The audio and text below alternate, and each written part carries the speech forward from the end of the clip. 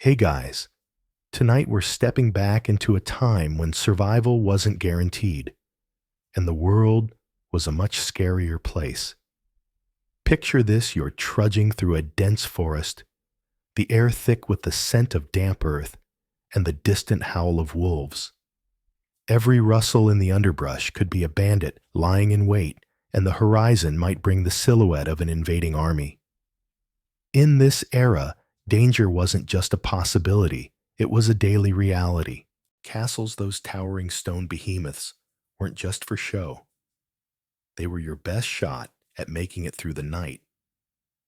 And let's be honest, compared to dodging arrows and fending off raiders, your modern day problems, like a weak Wi Fi or a lukewarm latte, seem downright adorable. But don't get too cozy just yet.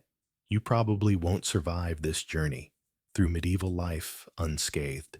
So before you get comfortable, take a moment to like the video and subscribe, but only if you genuinely enjoy what I do here.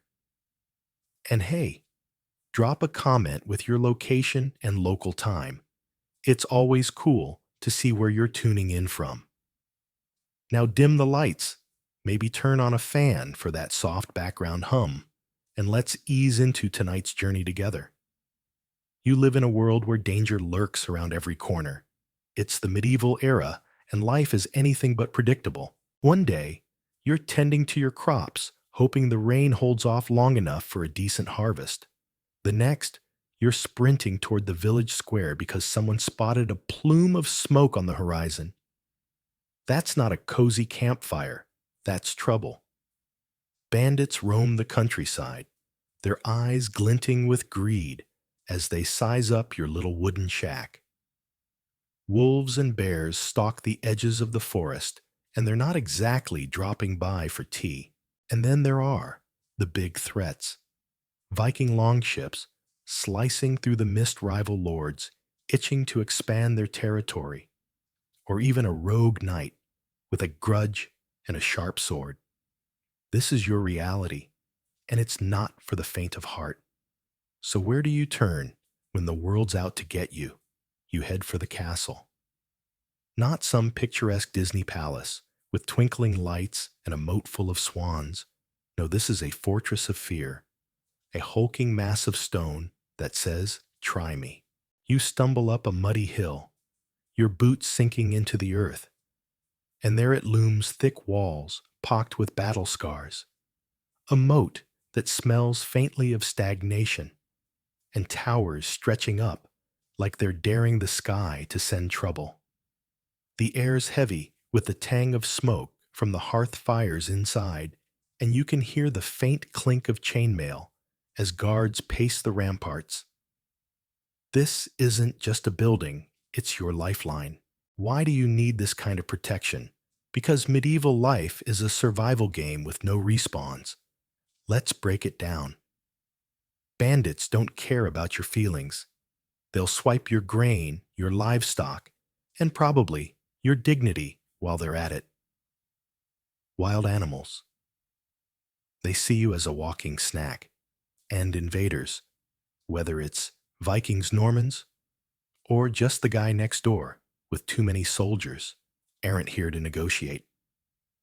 Castles give you a fighting chance. Those walls, sometimes 10 feet thick, laugh in the face of a battering ram. The moat keeps enemies at a soggy distance, and those narrow window slits, perfect for raining arrows on anyone dumb enough to approach. You're safe here, or at least safer than you'd be in some flimsy hut with a straw roof. Good luck keeping the wolves out of that. But it's not just about the architecture. Castles are power hubs.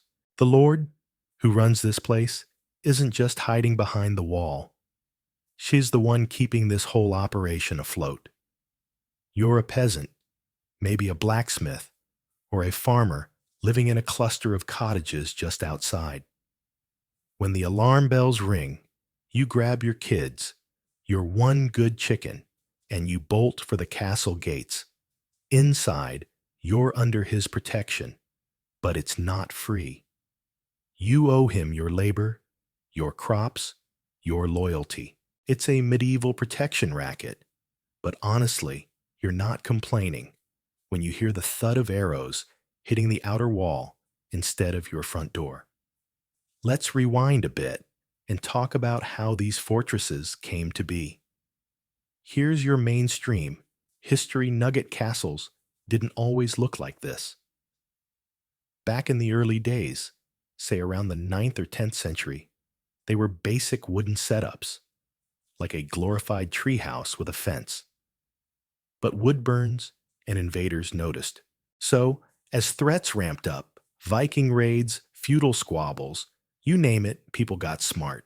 Stone took over. You start seeing these massive keeps pop up across Europe, with curtain walls, gatehouses, and drawbridges that creak as they rise. It's an upgrade from hope they don't have torches to bring it on. The sound of masons chiseling stone echoes through the valleys, and suddenly you've got a fortress that can hold its own.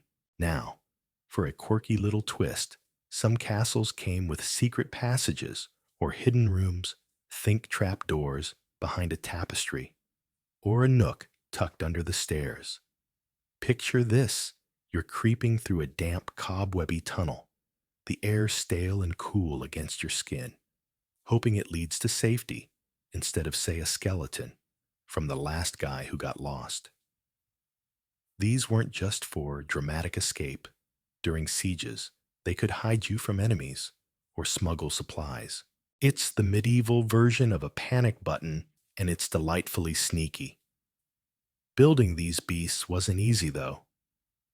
You're talking years of backbreaking work, entire forests chopped down, and quarries stripped bare. The cost could sink a kingdom literally. But when your alternative is waking up to a bandit's blade at your throat, you don't skimp on the budget. Plus, there's that whole power angle. Historians still argue about this. One, are castles mainly about defense, or are they flexing status? You can see both sides. Sure, they keep you alive, but they also scream, in charge. Imagine you're a rival lord riding by, and you spot this monster of a castle towers gleaming in the sun flags snapping in the wind. You're not attacking that without a serious plan and a lot of therapy afterward. And here's a little chuckle for you. Medieval folks didn't have to stress about Wi-Fi passwords or spam emails, but they did have to master the art of not becoming lunch for a bear or target practice for an archer. Priorities, right? Castles gave them that edge blending brute strength with a dash of intimidation. You'd hear the wind whistling through the arrow slits, the faint clatter of pots from the kitchen below, and maybe even the Lord's dog barking at nothing in particular. It's not glamorous, but it's home, and it's keeping you alive. So as you drift off tonight, fan humming softly, think about those medieval souls huddled behind stone walls. Your biggest worry might be a dead phone battery or a noisy neighbor, but for them, it was a daily dance with danger. Castles were their shield, their sanctuary, their nope, not today, to a world that didn't mess around. Next time, we'll step inside those walls and see what life was really like. Spoiler, it's not all nights and feasts. You're still standing in the great hall, the echoes of your footsteps fading into the hum of castle life. The Lord on his throne catches your eye again, his stern gaze sweeping the room. You can't help but wonder what's going through his head. Is he tallying up this year's harvest, plotting against a rival baron, or just wishing someone would invent a chair that doesn't leave his backside numb? Whatever it is, one thing's clear. This castle, this throne of stone, is more than a backdrop. It's the engine of his authority, and you're a cog in its machine. Let's zoom out a bit. That keep looming over you. It's not just a fancy house with a good view. It's a political tool, a way to stake a claim in a world where power is as slippery as a greased pig at the village fair. In medieval Europe, land was everything, wealth, status, survival, and a castle was the ultimate I own this sign. You plunk one of these stone behemoths on a hill, and suddenly every peasant knight and passing trader knows who's boss. It's like the medieval version of a billboard, only instead of advertising ale, it's screaming bow to me, or regret it. But holding on to that power, that's where it gets tricky. The Lord doesn't just sit pretty all day. He's got to keep his vassals happy, those knights who swore loyalty in exchange for a chunk of land. They're a rowdy bunch, always itching for a fight or a fatter purse. You overhear them, sometimes grumbling by the hearth about how the last raid didn't yield enough loot. The Lord has to toss them a bone now and then, maybe a tournament or a promise of glory in the next skirmish. Otherwise, they might start eyeing his throne with a little too much interest. The castle keeps them in check, its walls, a constant reminder of who holds the bigger stick. And then there's the church. Oh, they're never far from the action. You spot a priest scurrying through the hall, his robe swishing against the stone floor. The divine right of kings might give the Lord a holy glow, but it's a two-way street. The church blesses his rule, sure, but they expect him to keep the faith and the tithes flowing.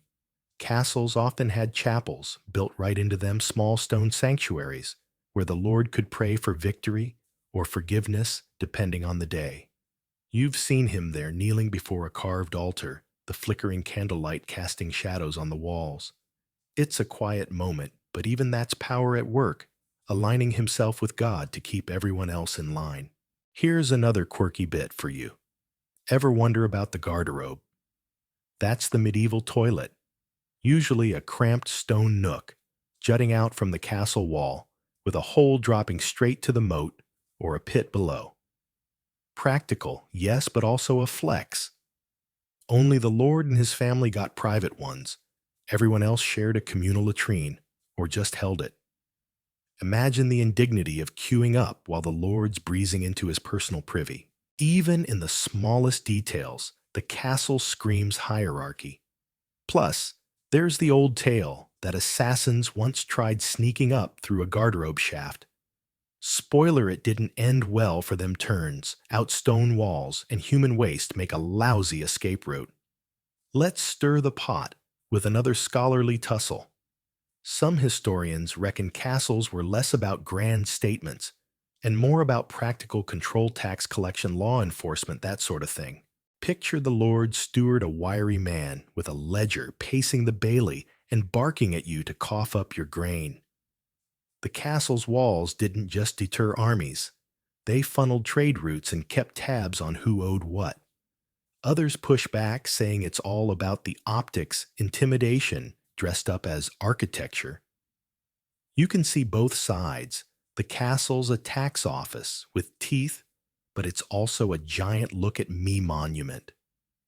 Maybe it's not an either or, maybe it's just medieval multitasking again. Sensory overload kicks in as you linger here. The hall's alive with noise, servants clattering pots in the kitchen, a dog barking at a spilled bone, the faint twang of a minstrel tuning his lute. The air's thick with the scent of bread baking, and the tang of ale, though you're lucky if you get a sip. That's for the Lord's table. Your feet ache from the cold stone, no matter how many rushes they scatter on the floor. It's grand, yes, but it's not homey. You can't imagine curling up by that smoky hearth for a nap. Though the Lord's hounds seem to manage just fine, sprawled out like they own the place.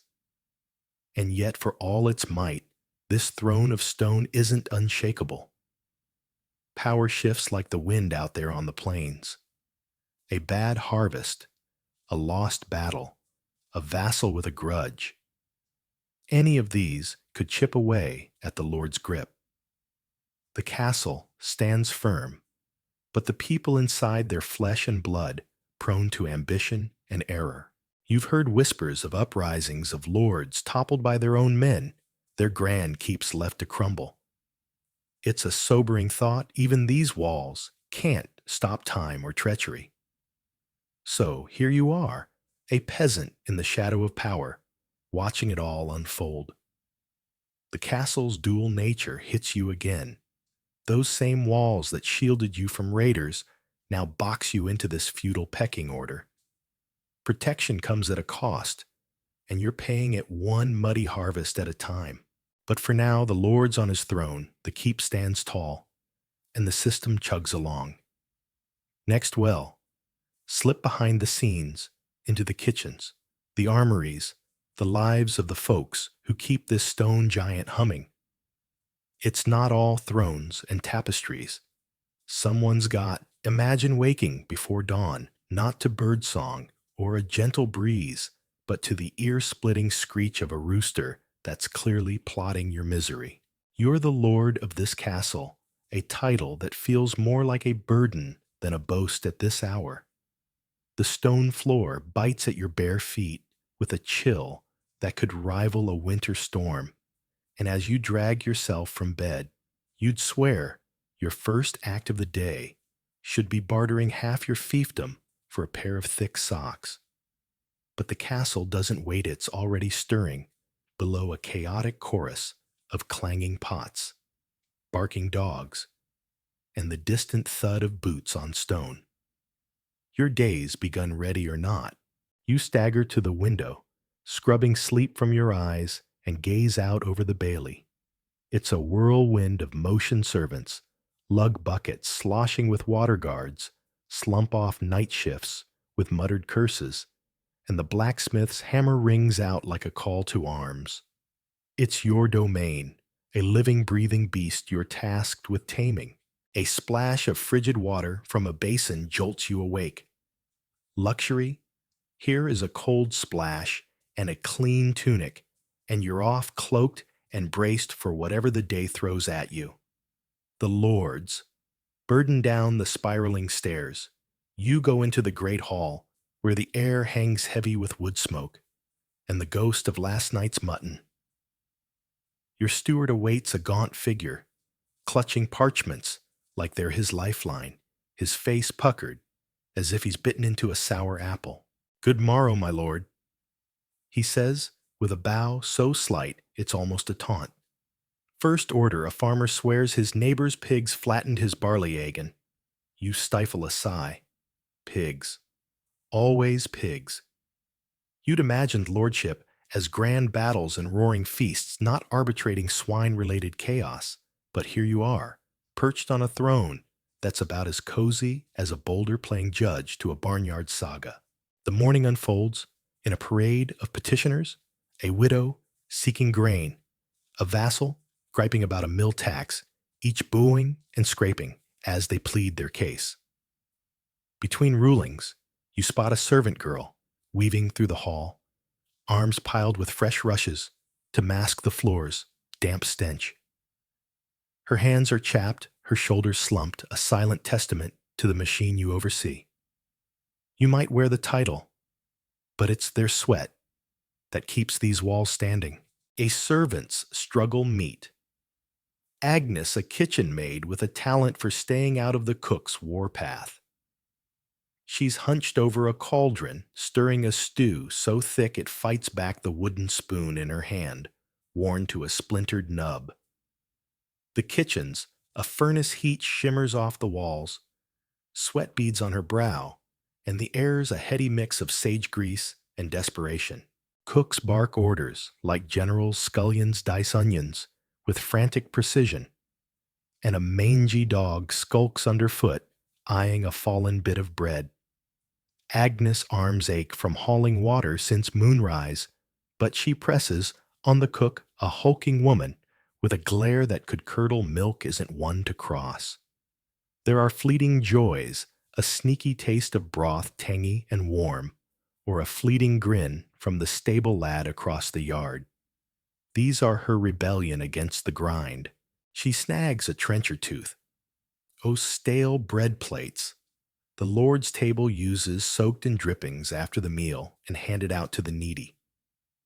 Today, She tucks one away for herself, a secret prize for later. But the mood's off. Whispers swirl through the kitchen. A messenger rode in at dawn, his face grim, hinting at trouble brewing beyond the hills. The servants trade nervous glances. Agnes catches two guards muttering about extra patrols, and her gut tightens. War or bandits mean harder days ahead. A night's vigil, out in the bailey. Sir Geoffrey's blade sings as it meets his sparring partners, a clash of steel that reverberates through the morning chill. Sweat slicks his face, his chainmail clinking with every lunge. This isn't just exercise, it's a lifeline honing him for the battles that might crash through those gates. His fellow knights watch some cheering others, smirking, all bound by the unspoken code of honor and rivalry. A fumbled parry here means a night of ribbing, or a dent in his pride he can't afford. Up on the ramparts, guards squint into the dawn, their breath fogging in the crisp air. The horizon's clear, but their shoulders are tense. Word of the messenger's arrival has spread bandits a rival lord, or just idle gossip. No one knows, but it's enough to make every rustling bush a threat. Sir Geoffrey sheathes his sword after a win, his chest heaving, but his eyes are already scanning the walls. Hell be ready when the call comes. The lady's quiet power. In the solar, your wife bends over a tapestry, her needle flashing as she stitches a scene of hounds and forests. She's no fragile flower. Her voice carries weight. Her gaze commands respect. The servants whisper her praises. The cooks heed her menus, and even the steward picks his battles wisely.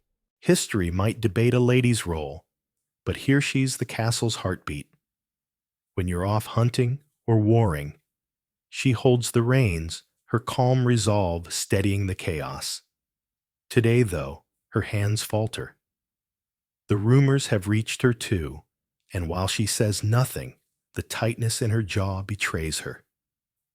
She's already tallying stores in her mind, grain-salted meat bandages, readying the keep for whatever looms. Her strength isn't loud, but it's unshakable. The day unfolds. The sun arcs higher, and the castle pulses with purpose. You settle a spat over a mill's water wheel, your patience thinning, but your rulings firm. Agnes hauls stew to the hall, dodging a scullion's elbow, and catching more hushed talk of raids. Sir Geoffrey hones his blade, the scrape of whetstone a meditative hum. Your wife orders extra loaves, baked her foresight a quiet shield. Laughter punctures the strain. You snag your cloak on a bench, nearly sprawling to the steward's delight, while a servant douses a night with ale, earning a growl of witless clod. Life persists, even under a gathering cloud. By nightfall, the tempo eases. Torches flare along the walls, shadows dancing in their glow. A minstrel strums in the hall, spinning tales of valor. As you sip wine, the days grind fading. Yet the unease lingers tomorrow, might bring more pig feuds or a clash of swords. For now, the fire pops, the keep holds fast, and its people endure. This version paints a richer, more immersive picture of castle life blending humor, tension, and vivid details. The characters feel alive, their struggles and quirks pulling you in, while the hint of looming trouble keeps you wondering what's next. It's a day in the keep you won't forget. To scrub the pots and sharpen the swords, ready to see the grit beneath the glory picture, this you're perched on a rickety wooden platform, the wind tugging at your cloak as you survey a half-built stone castle stretching out below. The year is somewhere around 1100, and the medieval world is in the middle of a serious glow-up. Gone are the days of flimsy wooden forts that could be toppled by a stiff breeze or a well-aimed torch. In their place rise stone castle, hulking unyielding and ready to take on whatever the enemy throws their way. It's a story of grit, ingenuity, and a whole lot of heavy lifting. So, how did we get from chopping logs to stacking stones? Let's rewind and walk through it. The wooden roots. Cast your mind back to the early medieval period, say the 9th or 10th century. Europe's a messy place, raiders on horseback, feuding lords, and no HOA to enforce property lines. If you're a landowner with a claim to defend, you need a stronghold fast. Enter the wooden castle, the budget-friendly option of its day. These aren't the fairy tale castles of storybooks. They're rough and tumble stockades thrown up in weeks or even days. The star of the show is the Motte and Bailey design. A wooden keep sits atop a motte, a fancy word for a big dirt hill, while a bailey, an enclosed courtyard, sprawls below, ringed by a palisade and a ditch that's more hopeful than helpful. You can almost hear it now. The thud of axes biting into timber, the creak of ropes as logs are dragged into place, the muttered curses of workers knee-deep in mud. It's basic, but it does the job. Need to fend off a rival station, some archers on the motte and call it a day. The problem wood's not exactly invincible.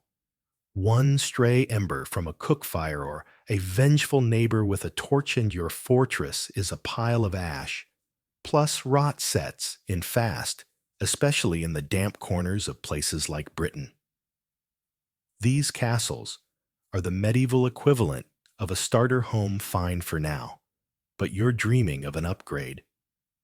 The Stone Revolution. Fast forward a century or two, and the game's changed. Sieges are getting nastier. Think battering rams, catapults, and armies that don't scare easy. Wooden walls just won't cut it anymore. So enter the stone castle, the heavyweight champ of medieval architecture. Stone doesn't burn, doesn't rot, and laughs off all but the most determined assaults. It's the ultimate power move, but it comes at a cost both in coin and elbow grease. Building one is a spectacle. Imagine a quarry buzzing with activity. Masons chip away at rock faces, their hammers ringing like a chorus of bells. Oxen groan under the weight of carts piled high with stone blocks, while laborers sweat and swear as they haul them to the site. The air's thick with dust, the tang of wet mortar, and the faint whiff of wood smoke from nearby fires. Scaffolding groans under the weight of workers clambering up to lay courses of stone, each block fitted with a precision that make a modern engineer nod in approval. It's slow going years, sometimes decades, but the result is worth it, a fortress that screams permanence. Smarter, not just stronger. Stone castles aren't just tougher, they're cleverer too. Architects get creative piling on features to make invaders' lives miserable. The keep evolves from a basic tower into a mini castle with walls thick enough to shrug off a trebuchet hit. Curtain walls stretch out to encircle the bailey studded with towers for archers to rain down arrows. Gatehouses turn into death traps. Think drawbridges that snap shut, portcullises that drop like iron curtains, and murder holes overhead for dumping boiling oil. Or let's be real, whatever's handy. Then there's the concentric castle, the pinnacle of medieval overkill. Picture walls within walls, an outer ring to soften up attackers, and an inner ring to finish them off. If you breach the first layer, you're trapped in a no-man's land, dodging arrows from above, while the defenders sip mead and laugh. Add a moat, sometimes stocked with fish, rarely with crocodiles. Sorry, Hollywood. And you've got a fortress that's as much psychology as stone. It's not just a building, it's a dare. Local flavor and fun facts castles aren't one size fits all. In Normandy, The modern Bailey sticks around a nod to its wooden roots. In the Holy Land, Crusader castles bake under the desert sun, blending European heft with Middle Eastern curves. English castles bristle with arrow slits, while Scottish ones perch on cliffs daring you to try scaling them. And here's a quirky bit: some lords built their castles on artificial moats, giant dirt mounds piled up by hand. Others got crafty and quarried stone straight from the moat, turning a ditch into a two-for-one deal. The big picture. Stand back and take it in: the castle's silhouette looms against the sky, its towers piercing the clouds. The clatter of hammers fades as the last stones slot into place, and for a moment it's quiet save for the wind whistling through unfinished ramparts. These aren't just buildings, they're statements. A wooden fort says, "Im here for now." A stone castle roars, "Im here forever." Their homes, garrisons, and status symbols rolled into one projecting power across the landscape. But nothing lasts forever. As you linger, watching laborers pack up for the day, a shadow looms on the horizon, not of stone, but of gunpowder. Cannons are coming, and with them, the twilight of the castle age. For now, though, these marvels reign supreme, a testament to a time when wood gave way to wonder. Next, we'll tally up the bill, because building a castle didn't just take stones, it took a king's ransom. Picture yourself as the lord, for a moment gazing out from the scaffolding of your half-finished fortress. The view is grand, sure, but the weight on your shoulders is heavier than the stones below. Every hammer strike is a coin spent, every worker's grunt a reminder of the debts piling up. You're not just building a castle, you're staking your reputation, your lineage, and sometimes your sanity on this pile of rock. One bad harvest, one rebellious vassal, and the whole endeavor could crumble faster than a poorly mortared wall. It's a gamble, where the stakes are your entire legacy. Now shift your gaze downward to the muddy fields where the peasants toil. They're not just growing crops anymore, they're feeding your dream. The taxes you levy to fund this monstrosity mean fewer chickens in their coops, less bread on their tables. You can almost hear their whispers carried on the wind. All this for a pile of stones will never live, in resentment, festers, and every so often it erupts. Pitchforks in hand, they demand relief. You might quell the uprising with a few concessions or a show of force, but the bitterness lingers. The castle protects you, yes, but it also paints a target on your back. And the workers themselves, they're the unsung backbone of this enterprise. Day after day, they chip away at stone, their hands callous, their lungs clogged with dust. Accidents are common, scaffolds, collapse, rocks slip, and lives are lost in the name of your grand vision. Families mourn, but the work presses on. It's a brutal reality. The castle's strength is built on their exhaustion and sometimes their sacrifice. The lands lament. The castle doesn't just drain people, it scars the earth itself. Step outside the construction site and survey the damage. Where once stood dense forests, now only stumps remain, the air no longer thick with the scent of pine, but with the acrid smoke of burning brush. The timber's gone to prop up walls and fuel the forges, leaving the landscape naked and vulnerable. Erosion creeps in, washing away topsoil that once fed the villages below. You can almost feel the ground sigh under the weight of this transformation. Quarries fare no better. What were once rolling hills are now gaping wounds, their stone hearts ripped out to form your battlements. The clatter of picks and the rumble of carts drown out the bird song, and the rivers nearby run cloudy with silt. It's a plunder that echoes through generations long after your castle stands proud, The land bears the marks of its birth. Protection comes at a cost, and nature pays its share in silence. The long game maintenance and decay. Fast forward a few years. The castle's finished its towers piercing the sky, like a lord's boast made solid. But don't relax yet, keeping this beast alive is a whole new battle. The wind howls through the ramparts, prying at loose stones. Rain seeps into cracks, widening them with every storm.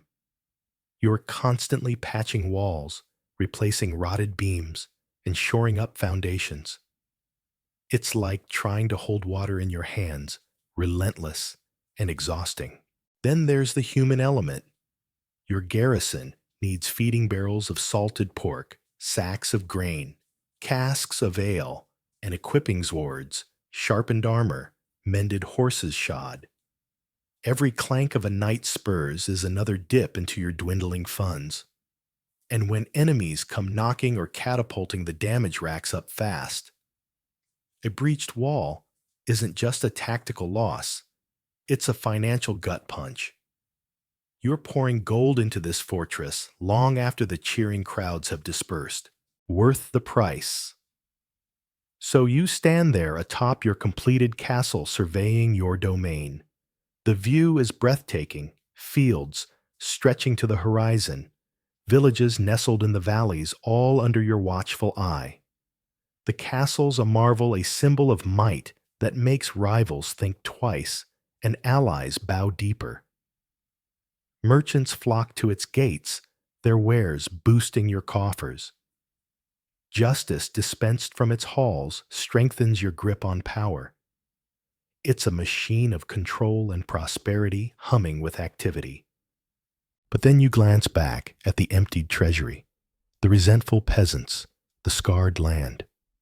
The castle's given you safety, yes, but at what cost? Your subjects see it as a monument to their burdens, not their protection. The wealth it generates often flows right back into its upkeep, a cycle as endless as the seasons. And in quiet moments, you wonder, could that gold have built bridges, mills, or markets instead? Could you have won loyalty with generosity rather than stone? The answer's murky. For every lord who slept soundly behind thick walls, another faced rebellion sparked by the very taxes that built them. For every trade route secured, a forest fell silent. The castle's price wasn't just paid. In coin it was paid, in lives, landscapes, and fragile trust. Was it worth it? That depends on who you ask. The lord might nod, his power cemented. The peasant might spit his back, still aching. History, ever the impartial judge, simply shrugs and moves on. Next, we'll slip inside those towering walls to uncover how the castle served as a hub of justice and governance. Though justice might be a generous term in an age where might often made right. Picture yourself as the lord seated in the great hall on a crisp autumn morning. The air hums with tension, thick with wood smoke and the murmur of onlookers. Before you stands a poacher, hands bound, his gaunt frame trembling. He's been caught with a deer from your foresta, serious crime punishable by death. The law is unambiguous. Poaching is theft, and stealing from a lord demands severe retribution. Yet as you study his hollow cheeks and tattered clothes, you see desperation, not malice. His family's survival teeters on the edge, as does your reputation for fairness. You face a dilemma. Hanging him would uphold the law and deter others, a stark warning etched in blood.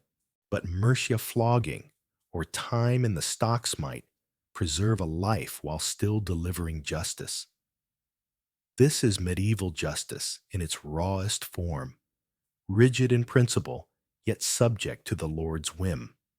Your steward's raised eyebrow hints at the stake's leniency could signal weakness, but excessive harshness might ignite resentment among your subjects. Your decision, whatever it may be, will echo beyond the hall, shaping the fragile trust between ruler and ruled. Betrayal in the shadows. Now consider a murkier K-zone steeped in suspicion and treachery. A trusted knight, his loyalty once sworn with fervor, stands accused of betrayal. Whispers suggest he's been conspiring with a rival lord plotting to claim your lands. The evidence is flimsy, a servant's tale, a cryptic note. But in a world where disloyalty can unravel empires, hesitation is a luxury you can afford. You summon him to the hall, your voice firm, as you demand answers. He protests, his outrage convincing, but doubt festers. Do you release him, risking a traitor in your midst, or imprison him, potentially estranging his powerful family? Justice here intertwines with survival. You order him to the dungeon, a dank, dripping cell, buying time to unearth the truth.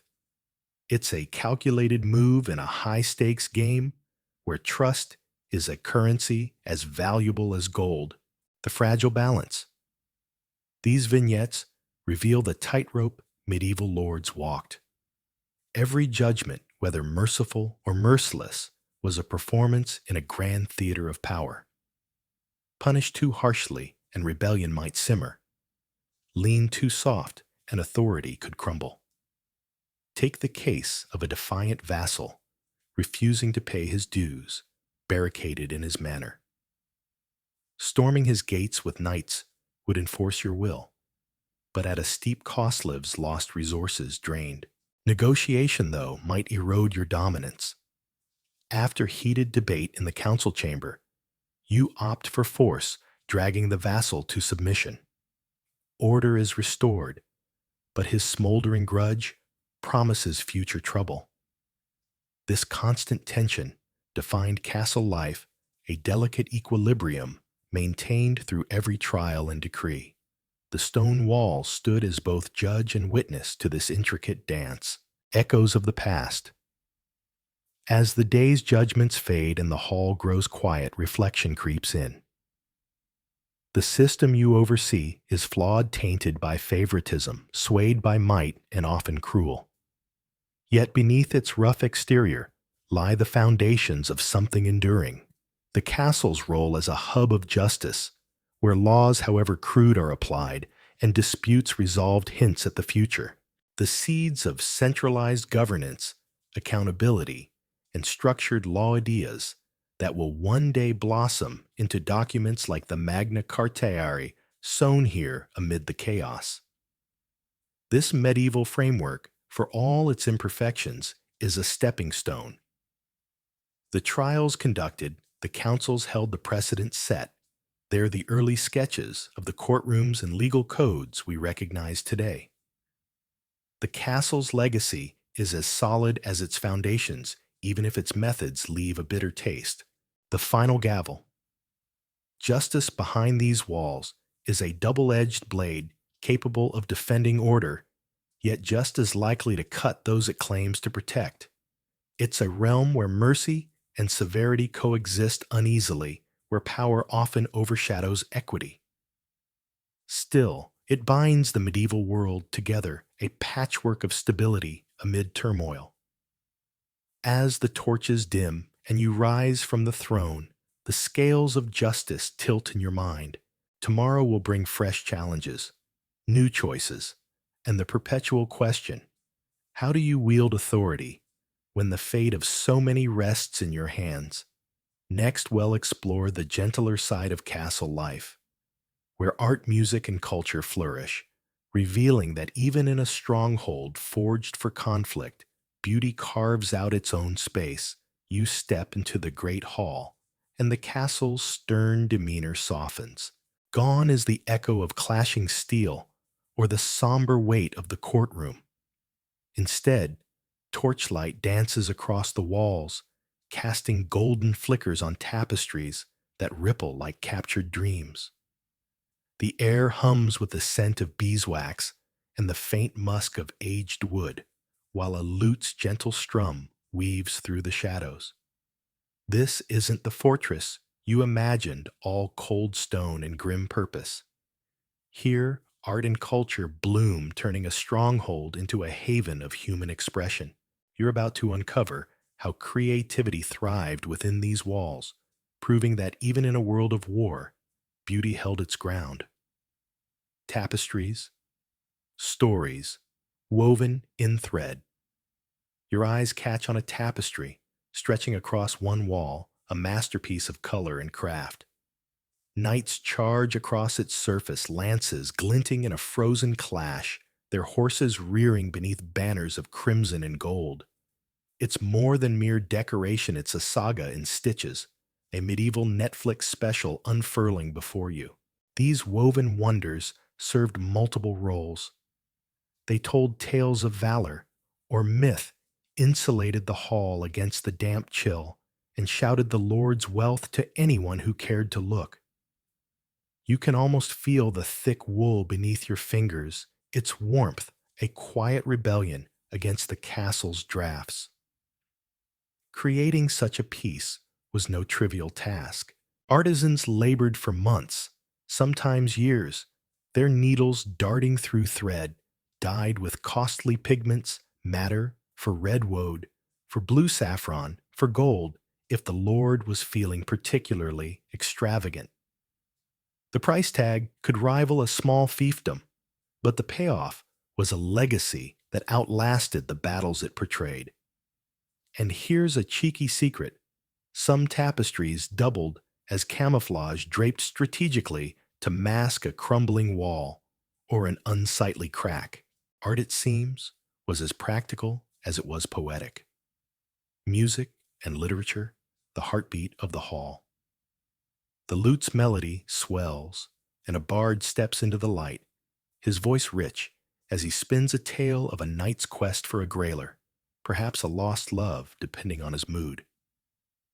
The hall falls silent from the lord perched on his carved throne to the kitchen lad lingering by the door. Minstrels like him were the medieval world's wandering jukeboxes carrying songs and stories from court to court. They brought news of far-off lands, wove epics of chivalry, and occasionally slipped in a scandalous rumor that set tongues wagging. Their music was the pulse of the castle, a thread connecting its inhabitants to a wider world. Then comes the punch-linear ribald jest about a knight's misadventure with a goose, and the hall erupts in laughter, the sound bouncing off the rafters. Even the gruffest warrior can't stifle a grin. It's a fleeting but vital reminder amidst the pomp and peril castles were places of joy where humor cut through the tension like a well-honed blade. Literature joins the fray in quieter moments. Picture a scribe hunched over a trestle table, his quill tracing loops of ink on parchment. Illuminated manuscripts glow with crimson and azure, their margins alive with fanciful beasts and twining vines. On winter nights, these pages come alive as they're read aloud. Epic poems like Beowulf or tales of Arthur's court their rhythms, soothing a restless crowd. You can hear the crackle of the fire, the rustle of vellum, and the collective sigh as the story unfolds, binding lord and servant in a shared reverie. Visual art's devotion and decoration. Art spills beyond cloth and song into the castle's very bones. In the chapel, a fresco gazes down from above the altars. Michael, perhaps his wings spread as he battles a serpent, his halo a muted gleam against the plaster. The colors are weathered, but bold, a testament to the painter's skill in a time when pigments were precious. These works were acts of faith, yes, but also displays of power. Only a lord with coin to spare could summon such splendor. You can almost smell the damp stone mingling with the faint tang of lime wash, the scene a quiet anchor in the castle's storm. Sculpture stakes its claim too. Grotesques leer from the arch's gap-toothed gargoyles or grinning imps, their stone faces a mix of menace and mirth. Were they meant to scare off demons or just amuse the masons who carved them? Likely both. In the Lord's chambers, a chest boasts panels etched with hunting scenes, stags bounding through forests, hounds in pursuit, each line a whisper of the craftsman's patience. These are tactile treasures, art you could run your hands over if the guards weren't watching. Festivals, spectacles of splendor. The castle truly shines during its festivals, when art leaps from the walls into the open air. Imagine a jousting tournament, in the Bailey banners, snap in the wind, emblazoned with lions, rampant, and unicorns prancing in thread of gold. Knights thunder past their armor, polished to a mirror sheen, visors flashing as they tilt at glory. The crowd roars the air thick with the scent of trampled grass and roasting venison. Minstrels pluck at strings their tunes, a counterpoint to the crash of lances, while heralds cry out each contender's name. It's a living tapestry, every detail drenched in artistry. Ladies in the stands shimmer in silks dyed indigo, and saffron their sleeves trailing like banners of their own. The Lord's table is a sculpture gallery, pastries, molded into swans, fruits arranged in towering pyramids, a feast that's as much a delight to the eye as the stomach. Even the lances sport ribbons that flutter like pennants, turning a brutal sport into a dance of color. These events were battle and beauty, entwined a celebration that lingered in memory long after the dust settled. The hidden layers, peel back the pageantry, and you'll find quirks that delight the curious mind. Some castles hid secret niche, scramped rooms, or narrow passages where lords could eavesdrop on a guest's whispers or vanish for a midnight tryst. A tapestry might conceal the entrance, its woven knights, standing sentinel over more than just legend. It's a sly nod to the castle's dual nature, a stage for art, and a chessboard for intrigue. Scholars, meanwhile, bicker over who truly savored this splendor. Was it just the elite sipping wine beneath the frescoes? Or did the common folk catch glimpses too? Servants polished the silver and stoked the fires, their eyes surely lingering on the tapestries as they passed. Festivals spilled beyond the walls, drawing villagers to gawk at the pomp. The art may have been born for the highborn, but its echoes reached further beauty. It turns out is harder to confine than a castle gate. Beauty in the breach. The bard's song fades the torch's gutter, and the hall stills. You're left with a lingering awe in a fortress forged for strife art, claimed its own dominion. Tapestries softened the cold music, lifted the spirit, and festivals turned survival into spectacle. It's proof that humanity craves creation even in chaos. A spark of light within the stone. These castles weren't just armories. They were galleries, theaters, and libraries, their walls holding stories as enduring as the battles they withstood. Next, we'll pivot to the clash of steel and the roar of siege engines, where art steps aside for the raw test of castle warfare. Picture this. You're perched on the castle ramparts, the wind carrying the sharp tang of smoke and the faint metallic clink of armor. Below, an enemy army sprawls across the fields, a living carpet of steel, and spite their war cries rising like a storm. The ground trembles as a trebuchet hurls a boulder skyward, its arc a slow promise of ruin. This isn't a scene from some romantic balladettes, a medieval siege, a brutal test of wits and wills where the castle stands as both prize and battlefield.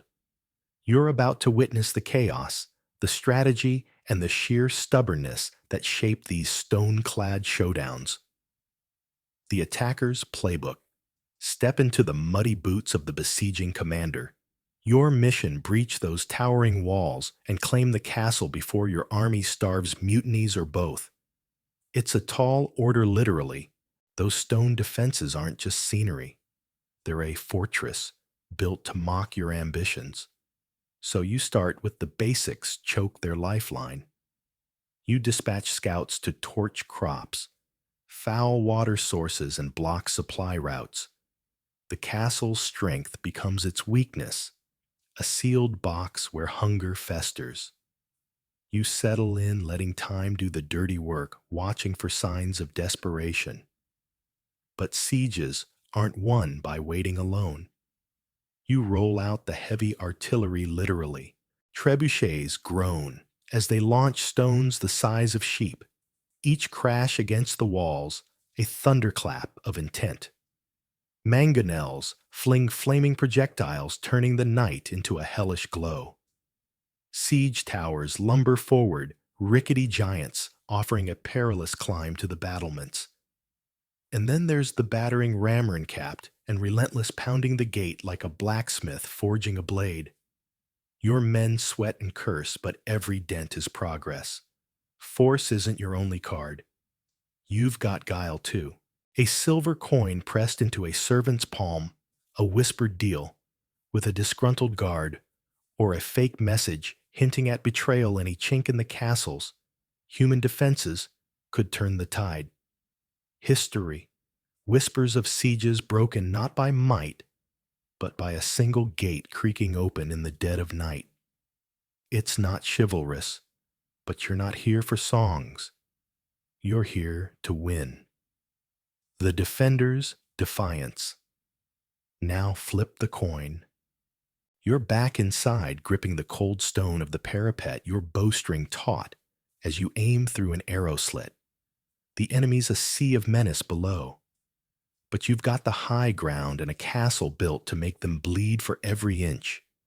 You shout orders, archers loose volleys, their arrows a deadly hail. Cauldrons tip scalding water. Sorry, no boiling oil today, too precious, through murder holes scalding the fools beneath. From wooden hoardings, think medieval balconies, of doom you drop rocks on climbers, turning their ladders into graves. The castle's design is your silent partner. Curved towers shrug off catapult shots like a knight parrying a blow. The moat's a stinking moat of misery for anyone crossing. The barbican twists the entrance into a kill zone, and if the outer walls buckle, you've got to keep a final bastion to hold until help arrives or the enemy gives up. Every feature screams defiance, daring the attackers to try harder. But survival's a grind.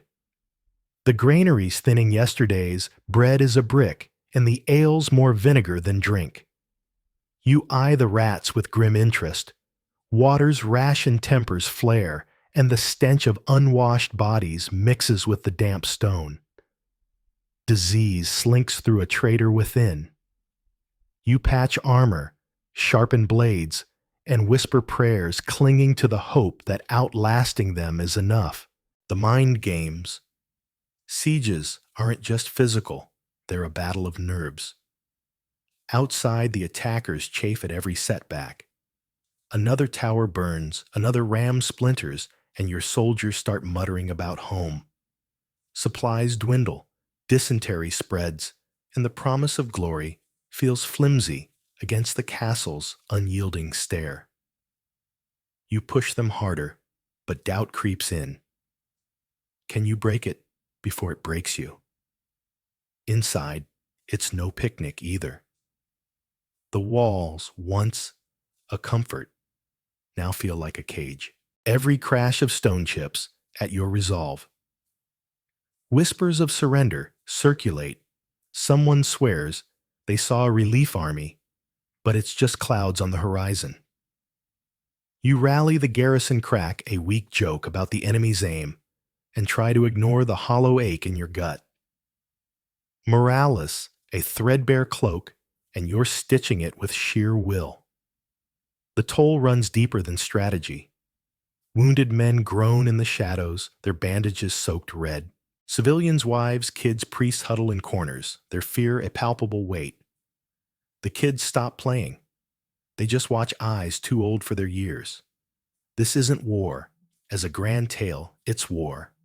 As a slow, grinding beast chewing through lives on both sides. The breaking point. Nothing lasts forever. Sieges turn on moments. Maybe a wall finally cracks and the attackers swarm in swords flashing in the breach. Or the besiegers falter, disease thins their ranks. Or a storm scatters their camp and they limp away, tails between legs. Sometimes it's luck, a flaming arrow finds a powder keg and half the enemy's siege line goes up in smoke. Other times, it's talk, not swords.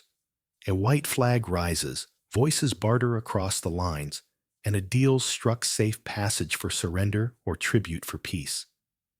It's not the stuff of legends, but it's living to fight another day, and that's victory enough.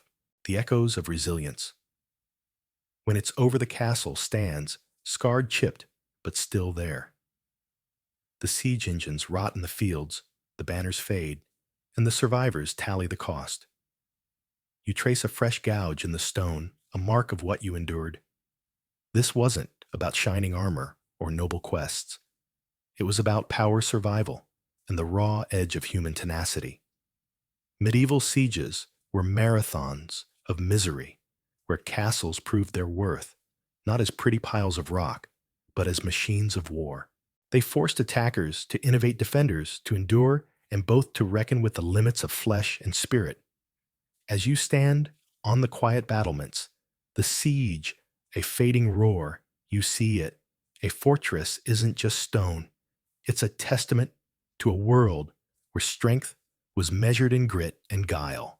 Next, we'll turn to the fading glory of castles, where gunpowder and new wars began to topple these titans of the past. Castles, those towering stone sentinels of the medieval world, were once the ultimate symbols of power, protection, and prestige.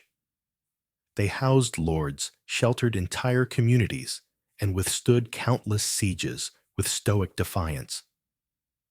But like all things forged in the fires of history, their time in the spotlight couldn't last forever. As we've journeyed through their rise and peak, it's now time to uncover the forces that brought about their decline. From the thunderous roar of cannons to the shifting tides of political power, the story of the castle's fall is as dramatic as any siege. So let's pull up a chair, preferably not one, made of cold, unforgiving stone, and delve into the twilight of these medieval marvels. The cannon's roar, technological advancements. The first cracks in the castle's formidable armor came with the advent of gunpowder. This wasn't just a new toy for knights to play with. It was a game changer that rewrote the rules of warfare. Cannons, those hulking iron beasts, could hurl projectiles with enough force to turn solid stone walls into rubble. Imagine the scene: a once impregnable fortress, its walls thick enough to withstand battering rams and catapults, now trembling under the onslaught of iron balls. The siege of Constantinople in 1453 stands as a stark example, where Ottoman cannons blasted through defenses that had stood for centuries. It was a wake-up call for every lord across Europe. Your castle, once a bastion of safety, was now a target. Defenses that had shrugged off traditional siege weapons were suddenly as effective as a paper umbrella in a hurricane. Castles needed to adapt or die, and many simply couldn't keep up with the pace of change. Evolving warfare. A new battlefield. Warfare itself was evolving at a breakneck speed, and castles were caught in the crossfire of innovation. Sieges, once protracted affairs of starvation and attrition, became explosive contests of firepower. Armies no longer needed to scale walls under a hail of arrows or dig tunnels to undermine foundations. Instead, they could pound the defenses from a distance, turning the siege into a demolition derby. Castles designed for a different kind of fight found themselves outmatched. Their high walls, once a strategic advantage, now just provided a bigger target for cannon fire.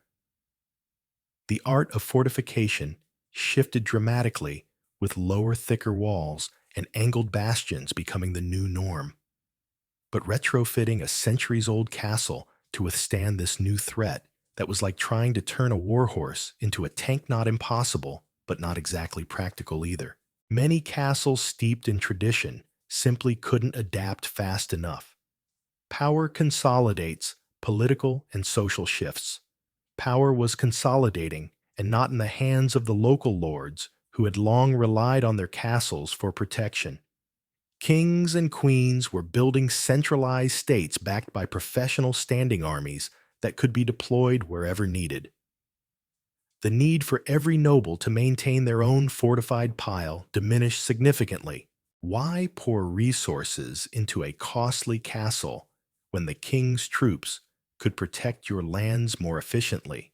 In France, Louis XIV famously tamed his nobles by luring them to the opulent court at Versailles, turning them from independent warlords into courtiers who danced to his tune. Their castles, once bustling hubs of power and defense, became quaint country homes, or worse, crumbling liabilities left to decay.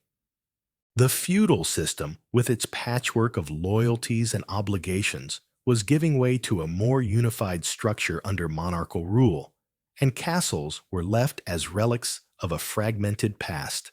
The cost of grandeur, economic factors. Let's talk money, because castles were never cheap to build or maintain. Constructing one could bankrupt a lord, and keeping it in fighting shape was a bottomless pit of expenses.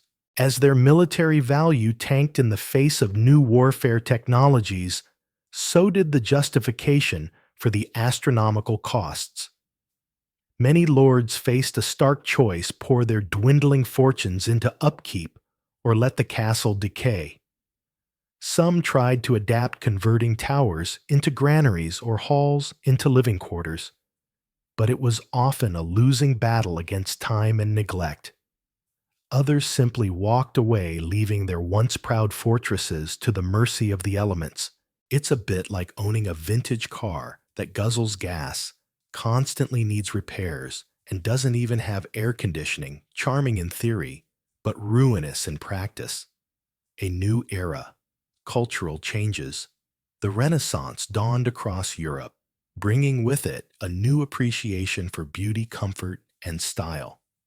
Grim, drafty castles didn't exactly scream luxury living in this new era. Lords began to favor palaces and manor houses, where they could entertain guests in sunlit salons without the constant reminder of arrow slits and murder holes.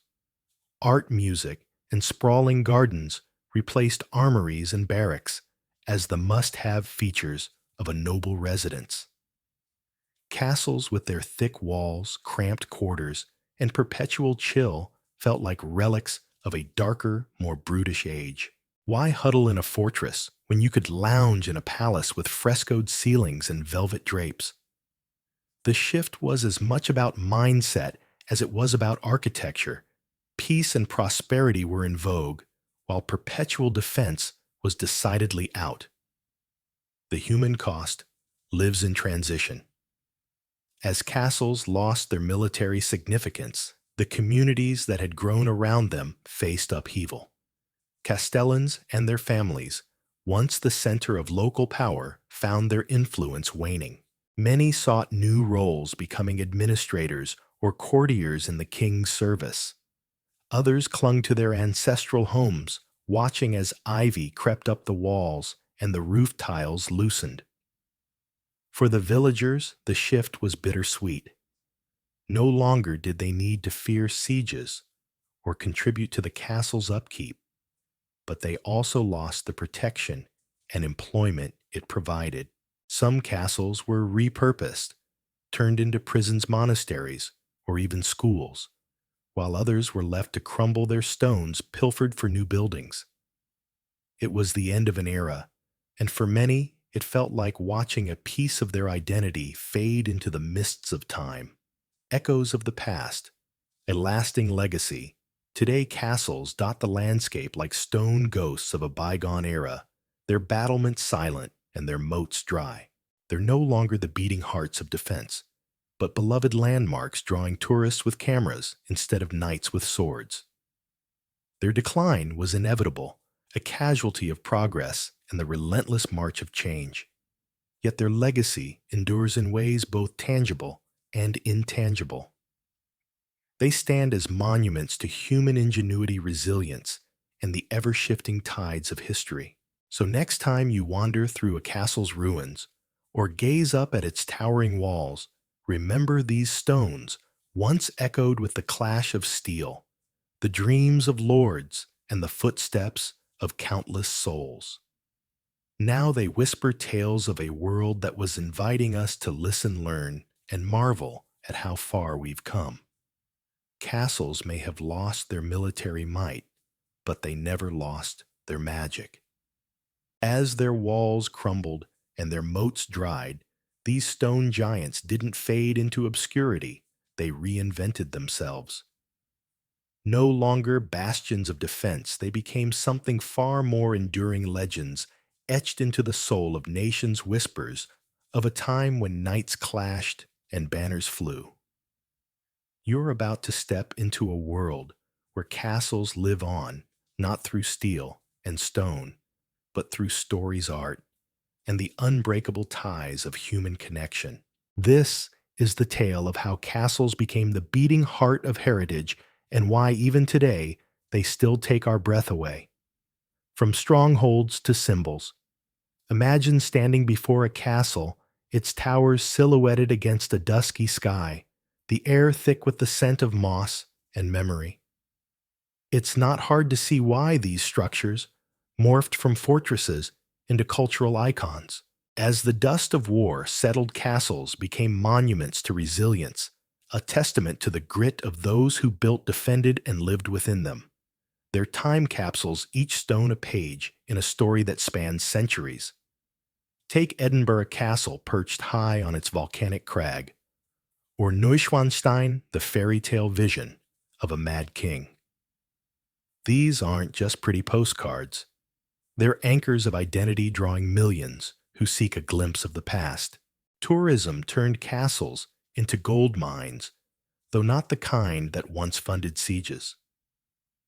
Today, they're economic engines fueling local jobs, from tour guides spinning tales of ghostly apparitions to gift shop clerks hawking plastic swords. Restoration efforts too breathe life into their bones. Picture a team of stonemasons, their chisels echoing the same rhythms as their medieval forebears, painstakingly rebuilding a collapsed arch. It's not just preservation, it's resurrection, and yet it's a delicate dance. Slap on too much modern gloss, and you risk turning history into a theme park. Get it right, though, and you create a bridge between then and now where visitors can almost hear the clink of goblets or the rustle of a lady's gown. The castle's shadow. Local lives and livelihoods. Castles didn't just shape skylines, they shaped communities. Step into a village nestled in the shadow of a fortress, and you'll feel it a pulse of history that still beats in the cobblestone streets. These towns grew around their castles, their fates intertwined like ivy on stone. In the past, they housed blacksmiths, weavers, and bakers who kept the castle fed and armed. Today, they're home to pubs named the Rampart or the Moat, where locals sip pints and swap stories of the good old days, even if those days involve dysentery and the occasional raid. But it's not all quaint charm. Maintaining a castle is like owning a dragon that eats money instead of maidens. The upkeep is relentless. Roofs, leak walls, crack, and tourists leave chewing gum in the arrow slits. Local councils grapple with budgets torn between preserving history and funding schools. Yet the castle remains a lifeline. Festivals fill the Bailey with reenactors in chainmail, their mock battles drawing crowds with cameras. Craft fairs spill across the grounds, artisans selling wares from woolen cloaks to Honeymead. It's a symbiotic relationship. The castle needs the town, and the town needs the castle. Together, they keep the past alive, one guided tour at a time. Whispers in the walls. Personal stories. Castles aren't just about kings and conquests. They're about people, their dreams, their quirks, their ghosts. Take Lord Henry, a 19th century eccentric who inherited a crumbling keep and decided to restore it by adding turrets shaped like chess pieces. His vision turned the castle into a whimsy of stone, a reflection of his own peculiar genius. Or consider Marta, the caretaker of a windswept Scottish ruin, who spent decades tending its gardens and chasing off vandals. She knows every drafty corner, every hidden alcove, and swears she's heard the laughter of long-dead children on stormy nights. Then there are the visitors, each carrying their own stories. A couple exchanges vows in a candlelit chapel, the same spot where a medieval lord once knelt in prayer. A child wide-eyed clutches a toy sword dreaming of dragons and daring rescues. An artist sketches the ramparts, capturing their jagged beauty in charcoal strokes. These moments, fleeting yet profound, weave new threads into the castle's tapestry. They remind us that history isn't just about what was, it's about what we bring to it, the echoes we leave behind. Castles in the cultural cauldron. Art and castles are old friends, their bond forged in the fires of imagination. Wander through a gallery, and you'll find romantic painters like Turner, who turned ruins into brooding masterpieces, their canvases thick with mist and melancholy. Literature, too, owes a debt to these stone muses. Mary Shelley penned Frankenstein while gazing at a German castle, its turrets piercing the sky like a mad scientist's dream. And let's not forget, cinema castles are Hollywood's go-to for everything from brooding vampire lairs to enchanted kingdoms where true love's kiss saves the day. But castles don't just inspire. They provoke. They're canvases for rebellion too. Graffiti artists tag crumbling walls with neon defiance, while musicians stage concerts in courtyards, their bass notes thrumming through ancient stones. It's a clash of eras, a reminder that castles aren't frozen in time. They're alive, evolving, as much a part of the present as the past. They invite us to dream, to question, to create, proving that even in decay, they remain fertile ground for the human spirit. The castle's lasting legacy. So what do we take from these legends in stone? They teach us resilience, how to stand tall when the world shifts beneath our feet. They remind us that power is fleeting, but stories endure. They show us that beauty can rise from the ruins, that even in the face of decline there's grace in adaptation. Castles are more than history's leftovers. They're mirrors reflecting our own struggles and triumphs. They ask us to preserve not just their walls, but the lessons they hold, that strength isn't just in might, but in memory. That culture isn't a luxury, but a lifeline. As you walk away from the castle, its shadow stretching long in the setting sun, you carry a piece of it with you. It's not just the souvenir keychain or the photos on your phone, it's the weight of centuries, the whisper of lives lived and lost within its embrace.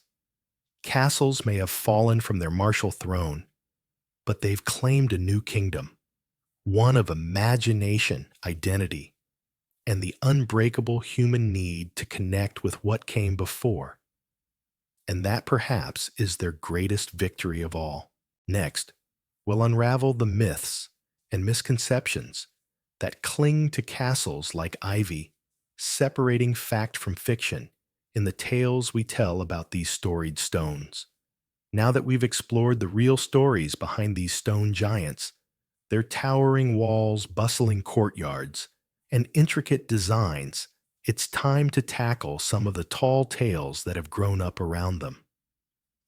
Castles have captured our imaginations for centuries, inspiring epic sagas, blockbuster movies, and fantastical legends.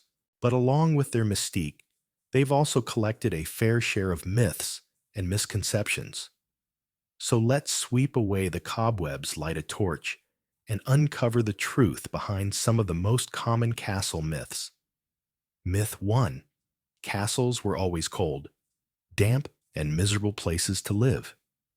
Picture this: you're shivering in a gloomy stone chamber, the wind howling through narrow arrow slits, your breath puffing out in frosty clouds.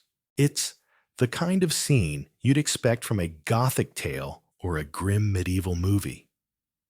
But was castle life really this bleak? Not entirely.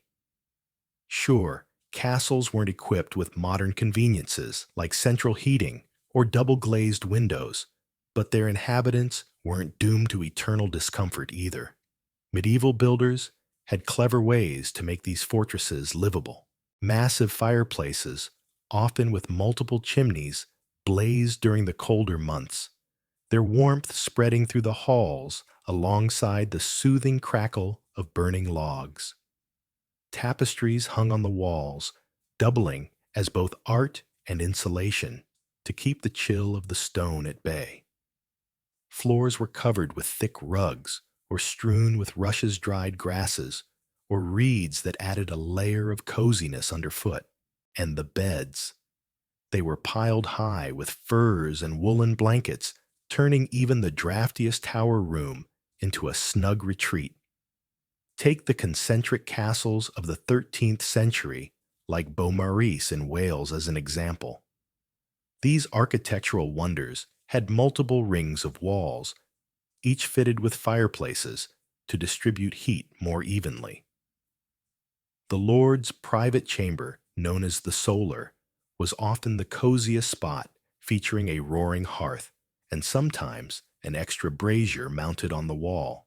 So while you might not swap your modern thermostat for a medieval fireplace, castle dwellers weren't exactly huddled under blankets, dreaming of warmer days. They made do with what they had, and they did it surprisingly well. Myth 2: Moats were filled with dangerous creatures like alligators. Here's a classic: a castle surrounded by a murky moat, its waters alive with snapping jaws and glinting eyes, crocodiles, alligators, or maybe even a rogue sea monster. It's the stuff of adventure films and childhood daydreams. But did medieval moats really double as exotic animal habitats? Sorry to disappoint, but no. Moats were all about defense, not drama. Their main job was to slow down attackers, making it tough for enemies to reach the castle walls with ladders or siege engines. Some moats were filled with water diverted from nearby rivers or springs, while others were left dry, acting as steep, daunting ditches. In truth, the most exciting residents of a water-filled moat might have been fish handy for stocking the castle's kitchen during a long winter. Occasionally, moats even served practical purposes, like channeling waste away from the castle or providing water for washing. The idea of dangerous creatures lurking in the depths probably comes from Hollywood flair or exaggerated tales spun centuries later. If you waded into a medieval moat, the real hazards were more likely to be slippery mud-tangled weeds or, on a particularly bad day in ornery, swan with a grudge. No crocodiles here, just nature doing its less glamorous work.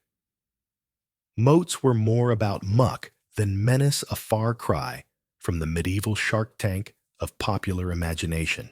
Myth 3: Castles were constantly under siege.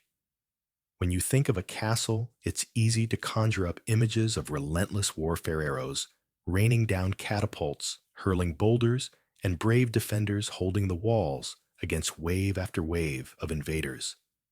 It's a thrilling picture, but it's not the whole story. In reality, most castles never faced a siege in their entire existence. Castles were built as much for show as for combat. Their towering walls and imposing gates were a message: think twice before you try anything. This deterrent effect worked wonders. Many potential attackers simply moved on rather than face the grueling prospect of a siege. Take Windsor Castle in England, for instance. Standing for over 900 years, it's one of the world's most famous castles, yet it's never been besieged.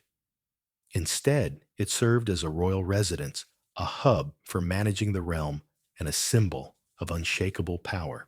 For most castles, life was less about clashing swords and more about the daily hum of administration, collecting taxes, settling disputes, and keeping the lord's lands in order.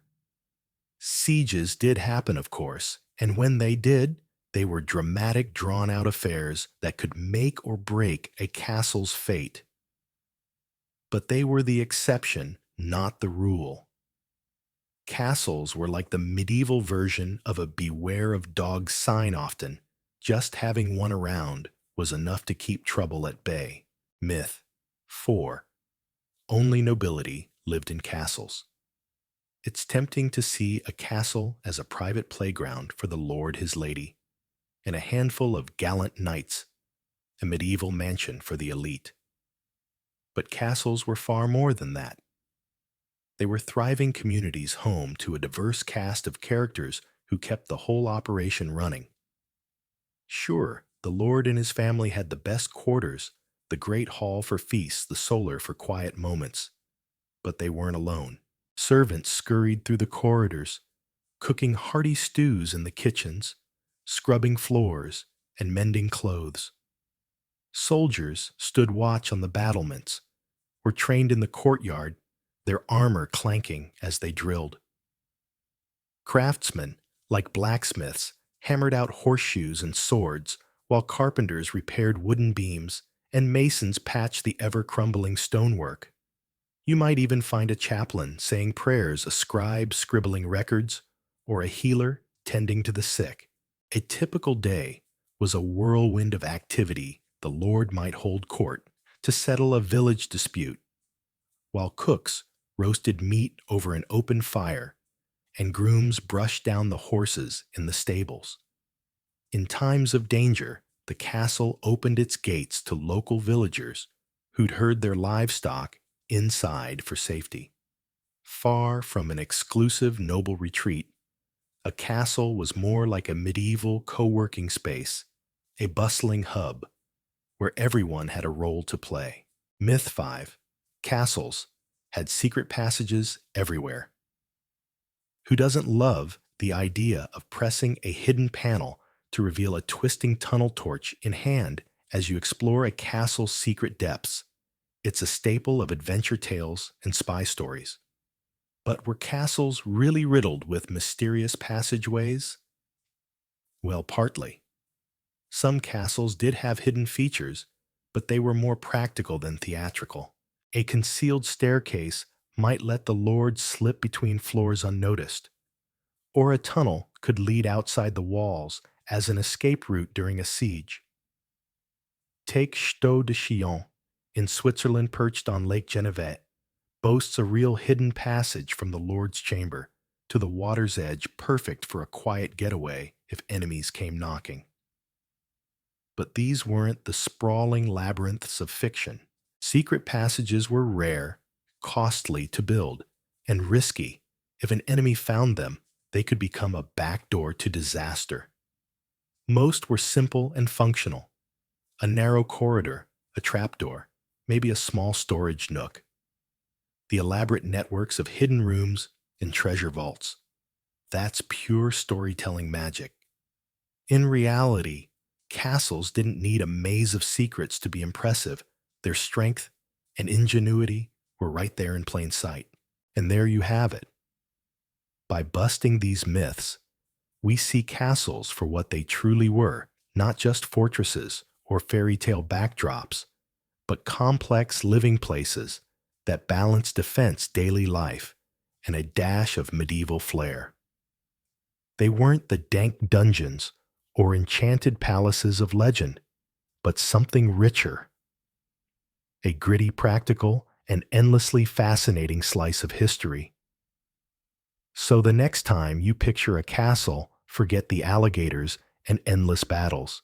Imagine instead the glow of a fireplace, the chatter of a busy courtyard, and the quiet strength of stone walls standing firm through the ages.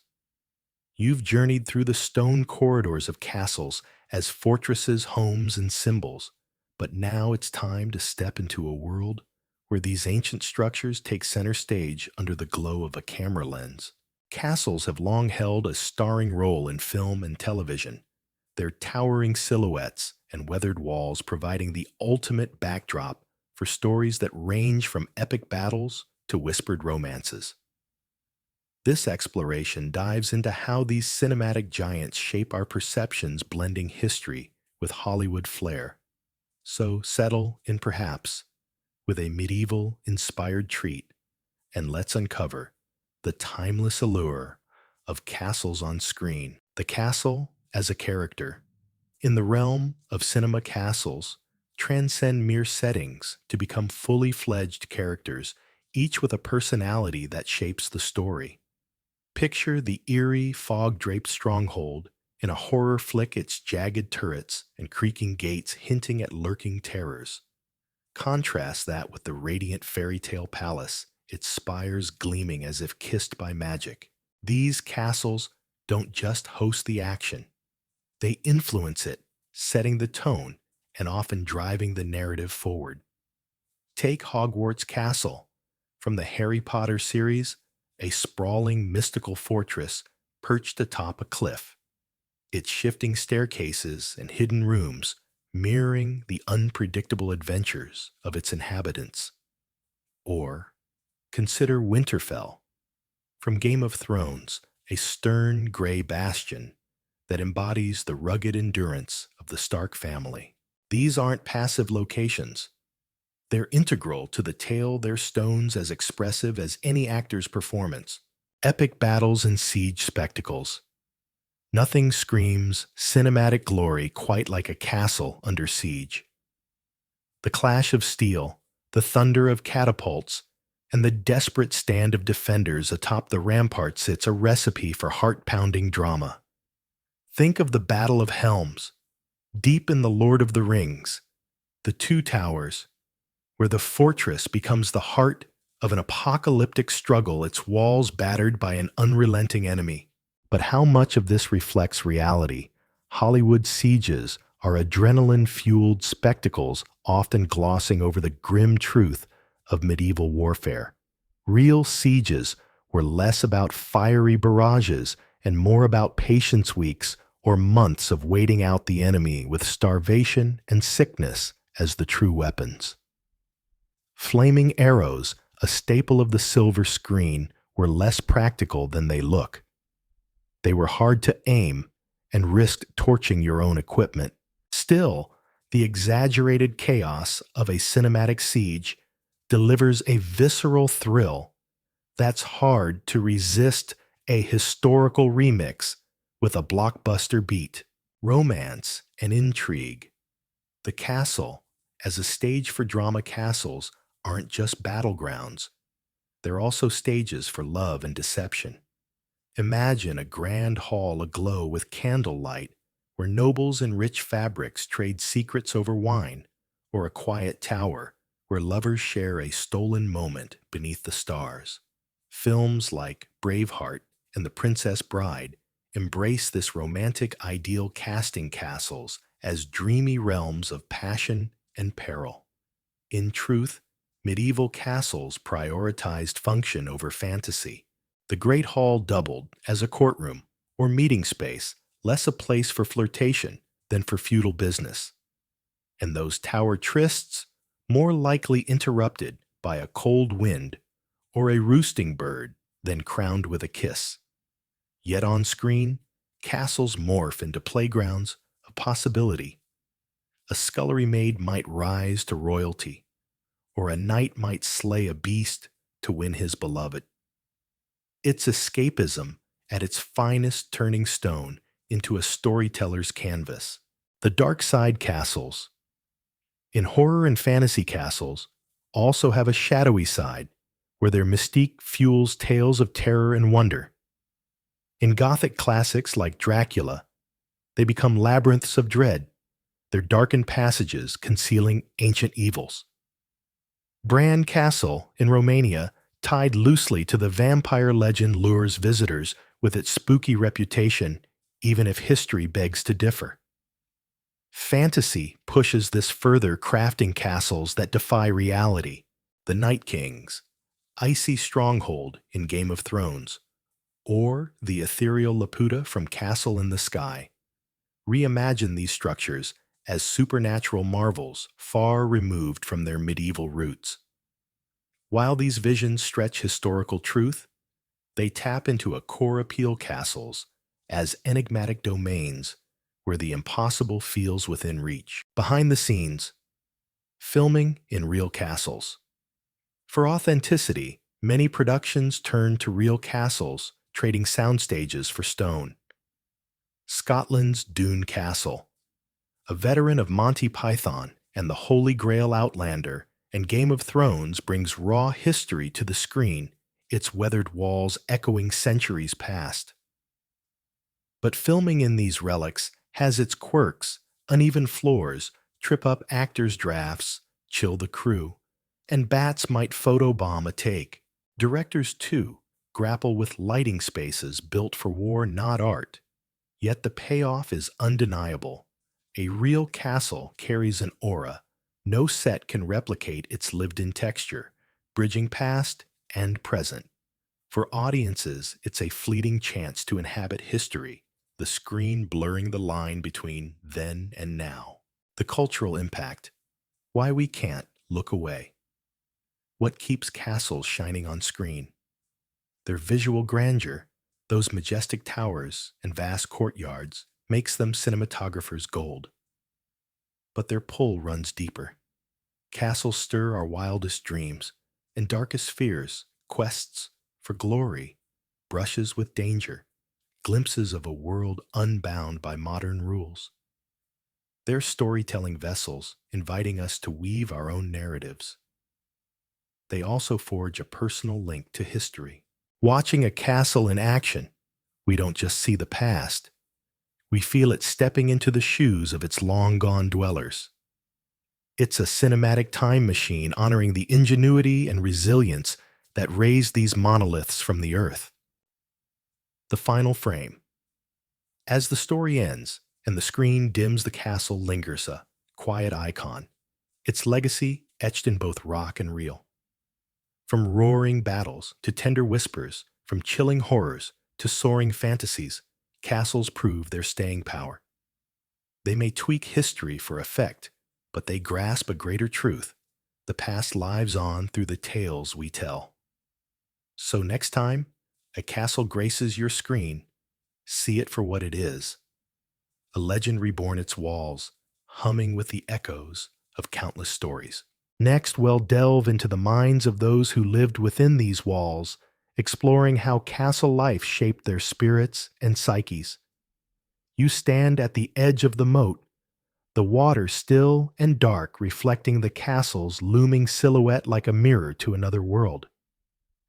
The air is thick with the scent of damp earth and the faint tang of wood smoke drifting from the kitchens. It's quiet now, save for the occasional croak of a frog or the distant clank of a guard's armor, but beneath this calm, the castle hums with unseen currents. Thoughts, fears, dreams, and secrets swirling through the minds of those who call it home. This isn't just a fortress of stone. It's a fortress of the mind where every tower, corridor, and hidden nook shapes the psyche of its inhabitants. Welcome to the moat of the mind, where the real battles are fought in silence. The weight of the walls. Step inside, and the castle's presence presses down on you. The walls, thick and unyielding, are a constant reminder of both safety and confinement.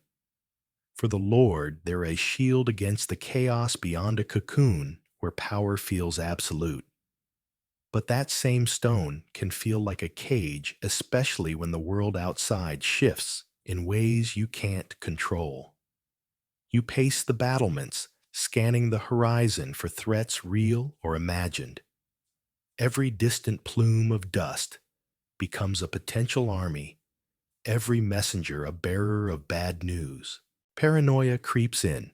Like ivy, its roots deep in the knowledge that your power is as fragile as the alliances that prop it up.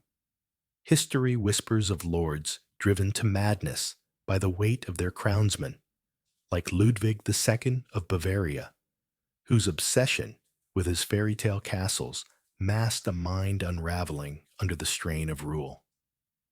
For the lady of the castle, the walls offer a different kind of prison. You're the mistress of this domain, yes, but your world is bound by stone and expectation.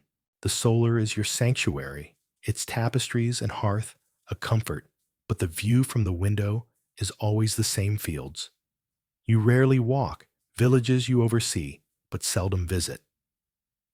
Your influence is subtle, woven through whispers and careful alliances, but the castle's shadow is long, and it can feel as though you're more ghost than flesh, drifting through halls that echo with the footsteps of others. The servants, silent, struggles, descend to the lower levels where the air is cooler and the light dimmer. Here the castle's heartbeat is the clatter of pots, the shuffle of feet, and the murmured gossip of those who keep it alive. You're a servant now. Your days, a blur of scrubbing, fetching, and bowing. The castle is your world, but you're invisible, within it a cog, in a machine that doesn't care if you're weary or worn. The Lord's gaze slides over you, his mind on loftier matters, and you learn to swallow your pride, your dreams tucked away, like a half-forgotten song. Yet there's a strange comfort in the routine. The castle's rhythm is predictable, meals to prepare, fires to tend, beds to make. In a life where so little is yours, these tasks become anchors, small islands of control in a sea of servitude. But the walls have ears, and secrets are currency. You overhear a knight's grumble about the Lord's temper, or catch a glimpse of a forbidden romance between a lady-in-waiting and a stable boy.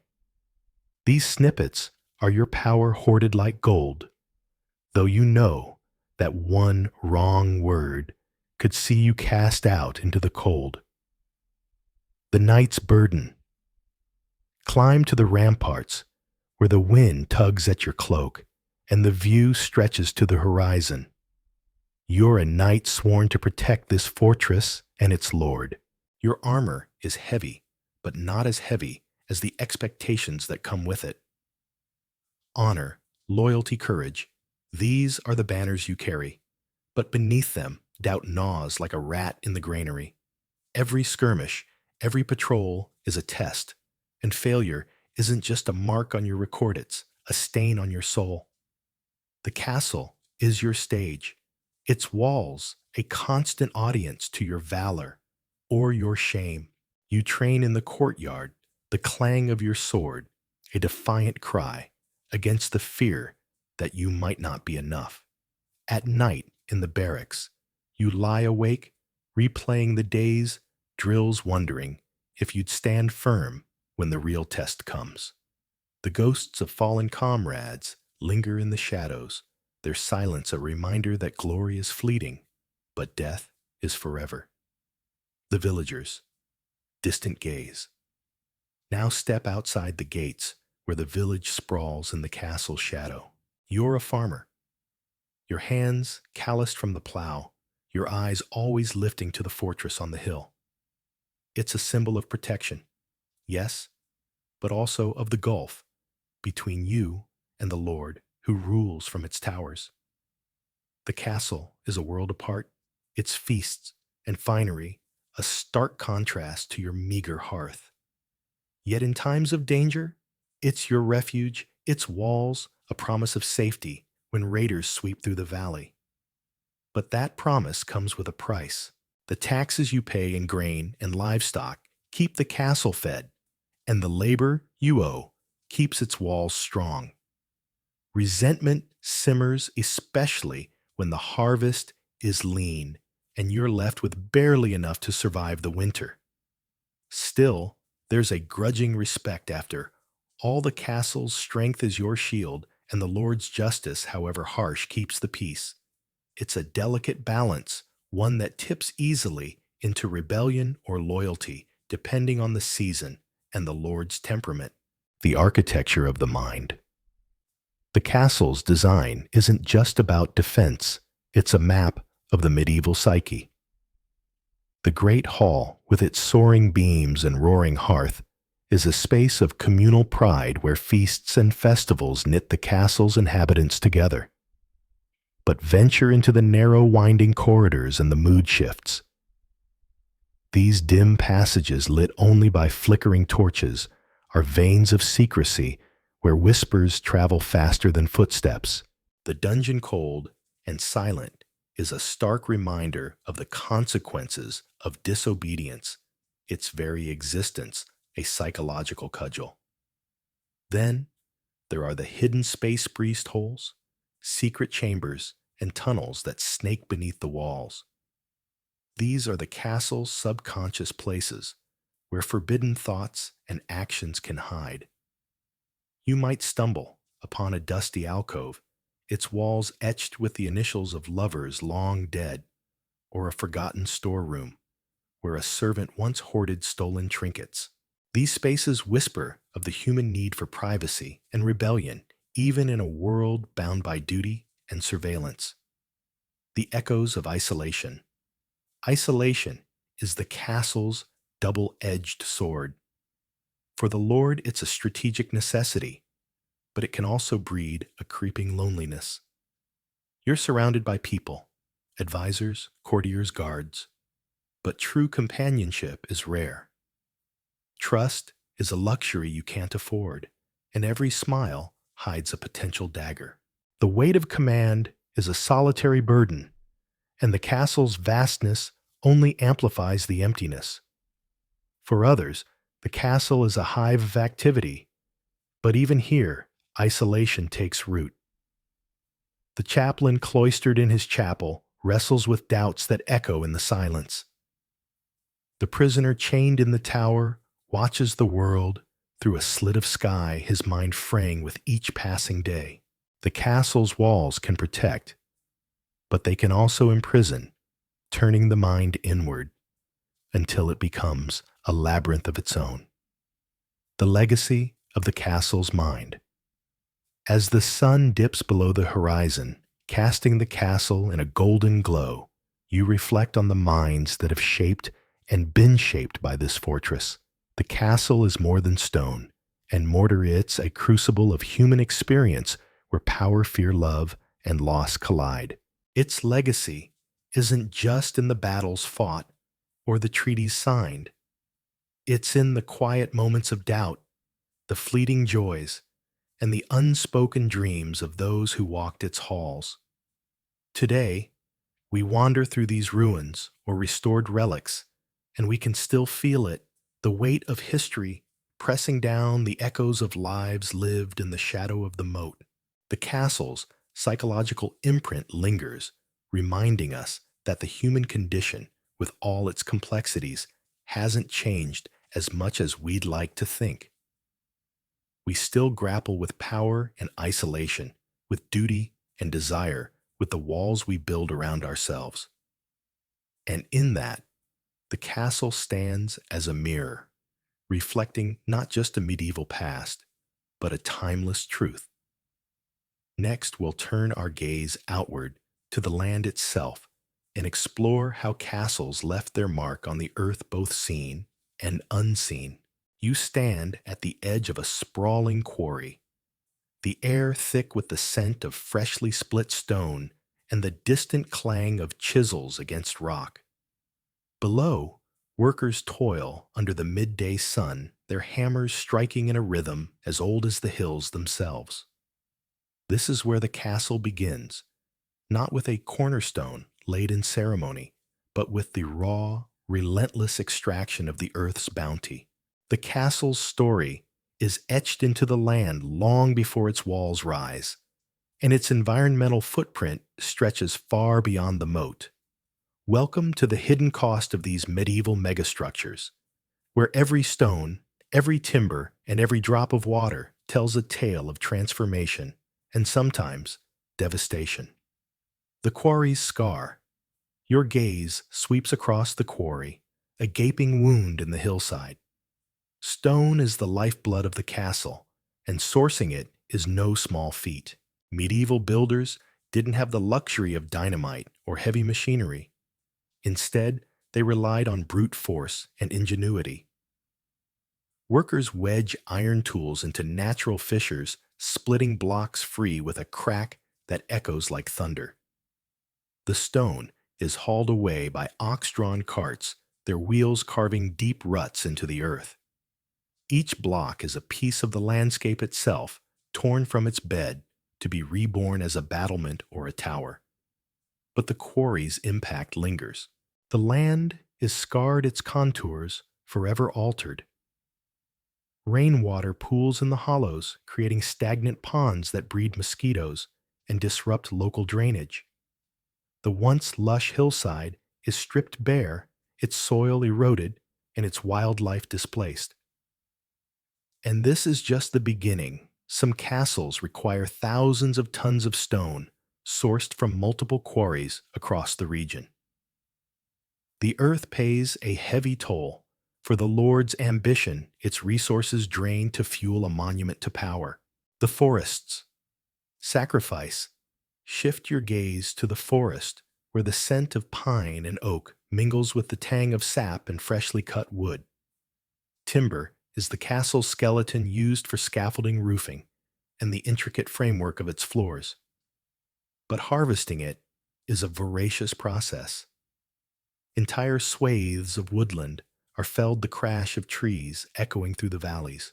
The forest floor, once shaded and teeming with life, is exposed to the harsh sun, its delicate ecosystem thrown into disarray. The demand for wood doesn't stop with construction.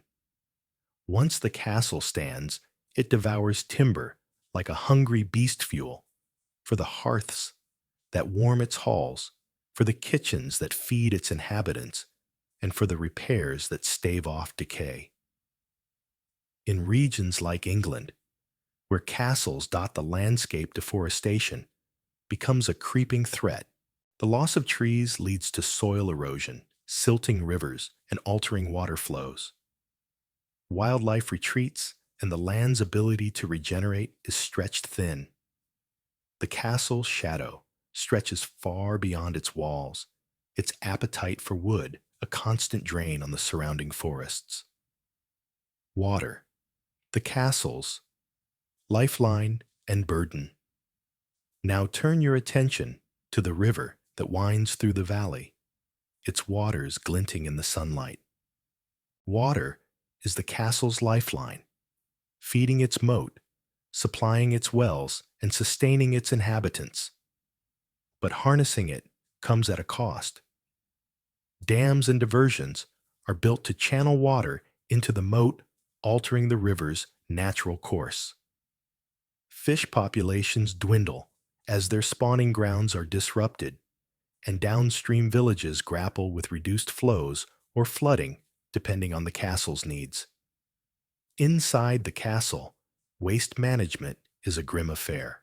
Latrines empty into cesspits or directly into the moat, turning it into a stagnant soup of filth. The stench is unbearable on warm days, and the water becomes a breeding ground for disease. Cholera and dysentery lurk in the shadows, a constant threat to both castle dwellers and nearby villagers.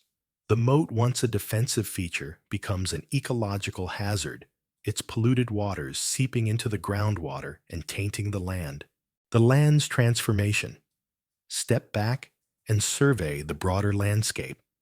The castle's presence reshapes the earth in profound ways, Agricultural fields expand to feed its population, swallowing meadows and wetlands.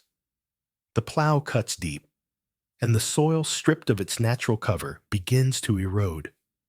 Over time, the land's fertility wanes, forcing farmers to clear even more wilderness to meet the castle's demands. It's a cycle of consumption, driven by the need to sustain a growing population centered around the fortress. The castle also alters the local climate, albeit subtly. Its massive stone walls absorb the sun's heat by day and release it by night, creating a microclimate that's slightly warmer than the surrounding countryside. Gardens within the bailey might bloom a little earlier, but the effect is double-edged. The same heat can parch the land during dry spells, stressing crops and livestock. The long shadow of ruins. Fast forward a few centuries. The castle lies in ruins, its walls crumbled and its halls silent. But its environmental footprint endures. The quarries long abandoned remain as hollowed-out reminders of the stone that was taken. The forests have regrown, but their composition has shifted. Faster-growing species dominate, while ancient oaks are fewer and farther between. The river has reclaimed its path, but its banks are forever changed, eroded by the diversions of the past. Even in decay, the castle influences the land. Its ruins become habitats for wildlife. Bats roost in the towers, and ivy climbs the walls, binding the stones in a green embrace. But the materials themselves pose risks. Lead from roofing and pipes leaches into the soil, while the sheer weight of the rubble alters drainage patterns. Archaeologists might rejoice at the historical treasure trove, but the land bears the scars of its medieval burden. A delicate balance. Yet not all is bleak. Castles, for all their demands, sometimes fostered a delicate balance with nature. The need for sustainable resources led to early forms of environmental management. Forests were coppice cut and regrown in cycle stow, ensure a steady supply of timber. Fish ponds were stocked and maintained, providing food without overtaxing rivers. Some lords even enforced hunting restrictions to preserve game populations, an early nod to conservation. Moreover, the castle's role as a center of stability allowed surrounding lands to flourish. Its protection enabled agriculture to thrive, and its markets encouraged trade and biodiversity. In this light, the castle was both a taker and a giver, its environmental impact a complex tapestry of harm and harmony, the Earth's quiet resilience. As you walk away from the castle, the ground beneath your feet tells a story of resilience. The land has been scarred, yes, quarried, logged, and reshaped, but it endures. Nature, ever patient, reclaims what was taken. Moss softens the edges of fallen stones, and wildflowers bloom in the cracks. The river, though altered, still flows its waters, carrying away the sins of the past. The castle's environmental footprint is undeniable, but so is the Earth's capacity to heal. In this dance between human ambition and nature's quiet strength, the castle stands as a testament to both. It reminds us that our creations, no matter how grand, are woven into the fabric of the land, and that the earth, in its own time, will always have the final word. Next, well, reflect. You stand at the threshold of the castle's great hall, the air thick with the scent of aged stone, and the faint whisper of wind slipping through arrow slits. The hall is quiet now. Its once vibrant tapestries faded its hearth cold. But if you close your eyes, you can almost hear it. The clink of goblets, the murmur of voices, the distant clang of a blacksmith's hammer. This castle, like so many others, is a vessel of memory, its walls soaked in the triumphs and tragedies of those who came before. Yet as you linger in its shadow, it's not just the past that speaks. It's the lessons that echo through time, as enduring as the stones themselves. Castles in all their grandeur and ruin have much to teach us about humanity if only we're willing to listen. The illusion of permanence. Gaze up at the towering keep, its silhouette stark against the sky. Once, it was a symbol of unyielding strength, a fortress built to defy time itself. Lords and ladies walked its halls, their power seemingly as solid as the walls that surrounded them. But time, that patient thief, has a way of humbling even the mightiest. The same stones that withstood sieges now crumble under the weight of centuries, their mortar eroded by rain and wind. Ivy creeps through the cracks, nature's quiet reclamation of what was once hers. This is the first lesson: nothing is permanent. The castles that once dominated the landscape, their banners snapping in the wind, now stand as ruins or relics. They remind us that power, no matter how formidable, is fleeting. The lords who built them are dust, their dynasties scattered like leaves in the wind.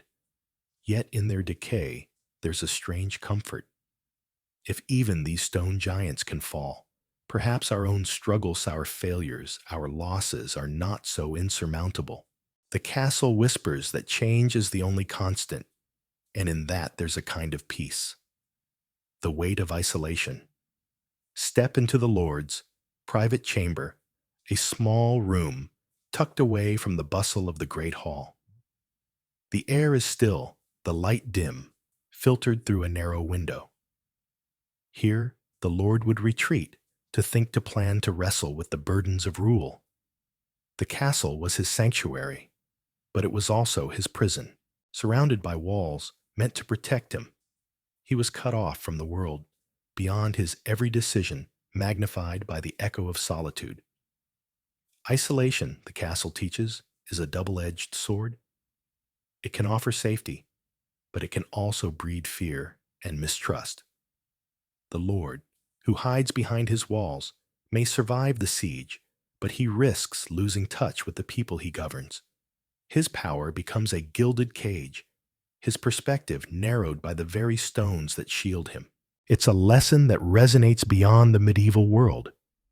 In our own lives, we build walls, sometimes literal, often metaphorical, to keep out the things that scare us.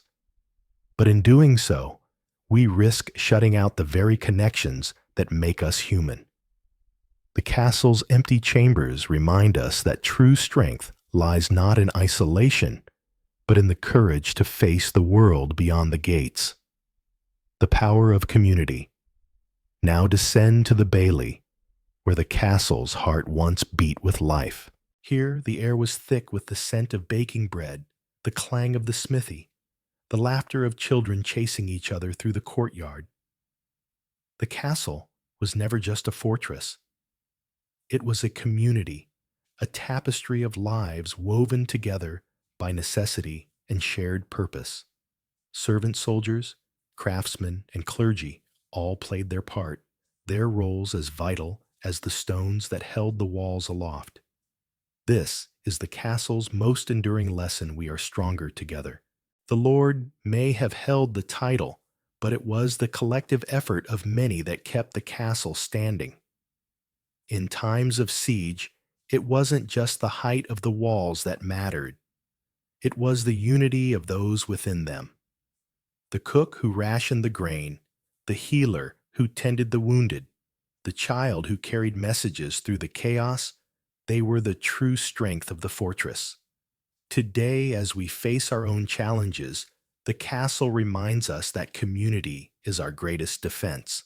It's in the bonds we forge, the hands we hold, and the stories we share that we find the resilience to weather any storm. The echoes of resilience walk along the battlements where the wind carries the scent of the sea or the distant hum of a modern city, depending on where your castle stands. These walls have seen centuries, past wars, plagues, famines, and revolutions. They've watched empires rise and fall, yet they remain their stones, bearing the scars of time. There's a quiet dignity in their endurance, a testament to the human spirit's ability to persevere. Resilience, the castle teaches, is not about avoiding hardship. It's about enduring it. The people who lived here faced threats we can scarcely imagine: invading armies, brutal winters, the constant shadow of death. Yet they rebuilt after each raid, replanted after each famine, and found ways to laugh, love, and create even in the darkest times. Their legacy isn't just in the stones they left behind, but in the spirit of endurance they embodied. It's a lesson we carry with us, especially when the world feels heavy. We are capable of more than we know. And like the castle, we can stand through the ages scarred but unbroken. The beauty in imperfection. Finally, let your gaze drift to the castle's imperfections, the chipped stones, the uneven towers, the places where repairs tell the story of past damage. There's a certain beauty in these flaws, a reminder that nothing is meant to be perfect. The castle wasn't built in a day, nor was it ever truly finished. It evolved, adapted, and bore the marks of every generation that called it home. This is perhaps the castle's most poignant lesson: embrace the imperfect. Our lives, like these fortresses, are works in progress shaped by both triumphs and mistakes. The cracks in the walls are not signs of failure, but of survival.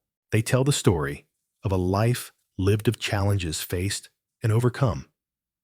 In a world that often demands perfection, the castle stands as a quiet rebellion, a monument to the beauty of simply enduring. The final echo. As you turn to leave the castle's shadow stretches long across the ground, a reminder of the weight of history. But it's not a weight that burdens you. It's one that grounds you. The lessons of the castle are not just about the past, they're about the present, about how we choose to live in a world that is always changing, always challenging us to adapt.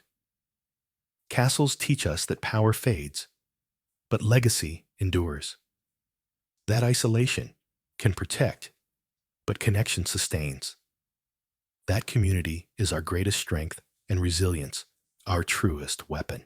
And perhaps most importantly, they remind us that imperfection is not a flaw, but a mark of character, a sign that we like. The stones are shaped by time and experience. So as you walk away, let the echoes of the past linger in your mind. Let them whisper to you in quiet moments, reminding you that you too are part of a story much larger than yourself. And like the castle, you have the strength to stand tall no matter what the world throws your way. Picture this as you step away from the castle. The fading light of the setting sun stretches long shadows across the earth. The air grows cool, tinged with the scent of damp soil and distant wood smoke. Each step you take is steady, grounding you in the present, while the castle's silhouette softens behind you against the twilight sky. Its walls may crumble, but its spirit endures a quiet strength now nestled within you. The story doesn't need to stretch further. It has gifted you its wisdom to carry forward. You are not bound to its role. No lord, no knight, just yourself, walking your own path. The night unfurls above stars, pricking through the dark, and in the stillness, you feel the echo of the castle's legacy, a reminder that you too are part of a larger tale. One of adaptation, connection, and quiet endurance. So let the castle rest in its silence. Its story has ended, but yours moves on. As you walk into the evening, the lessons settle like a gentle hum in your heart. The world is vast, your place in it small but significant. Embrace the calm, let it guide you forward, and know that you carry the castle spirit with your resilient, connected, and beautifully imperfect. On the enduring lessons castles impart about humanity, lessons of power, community, and the passage of time.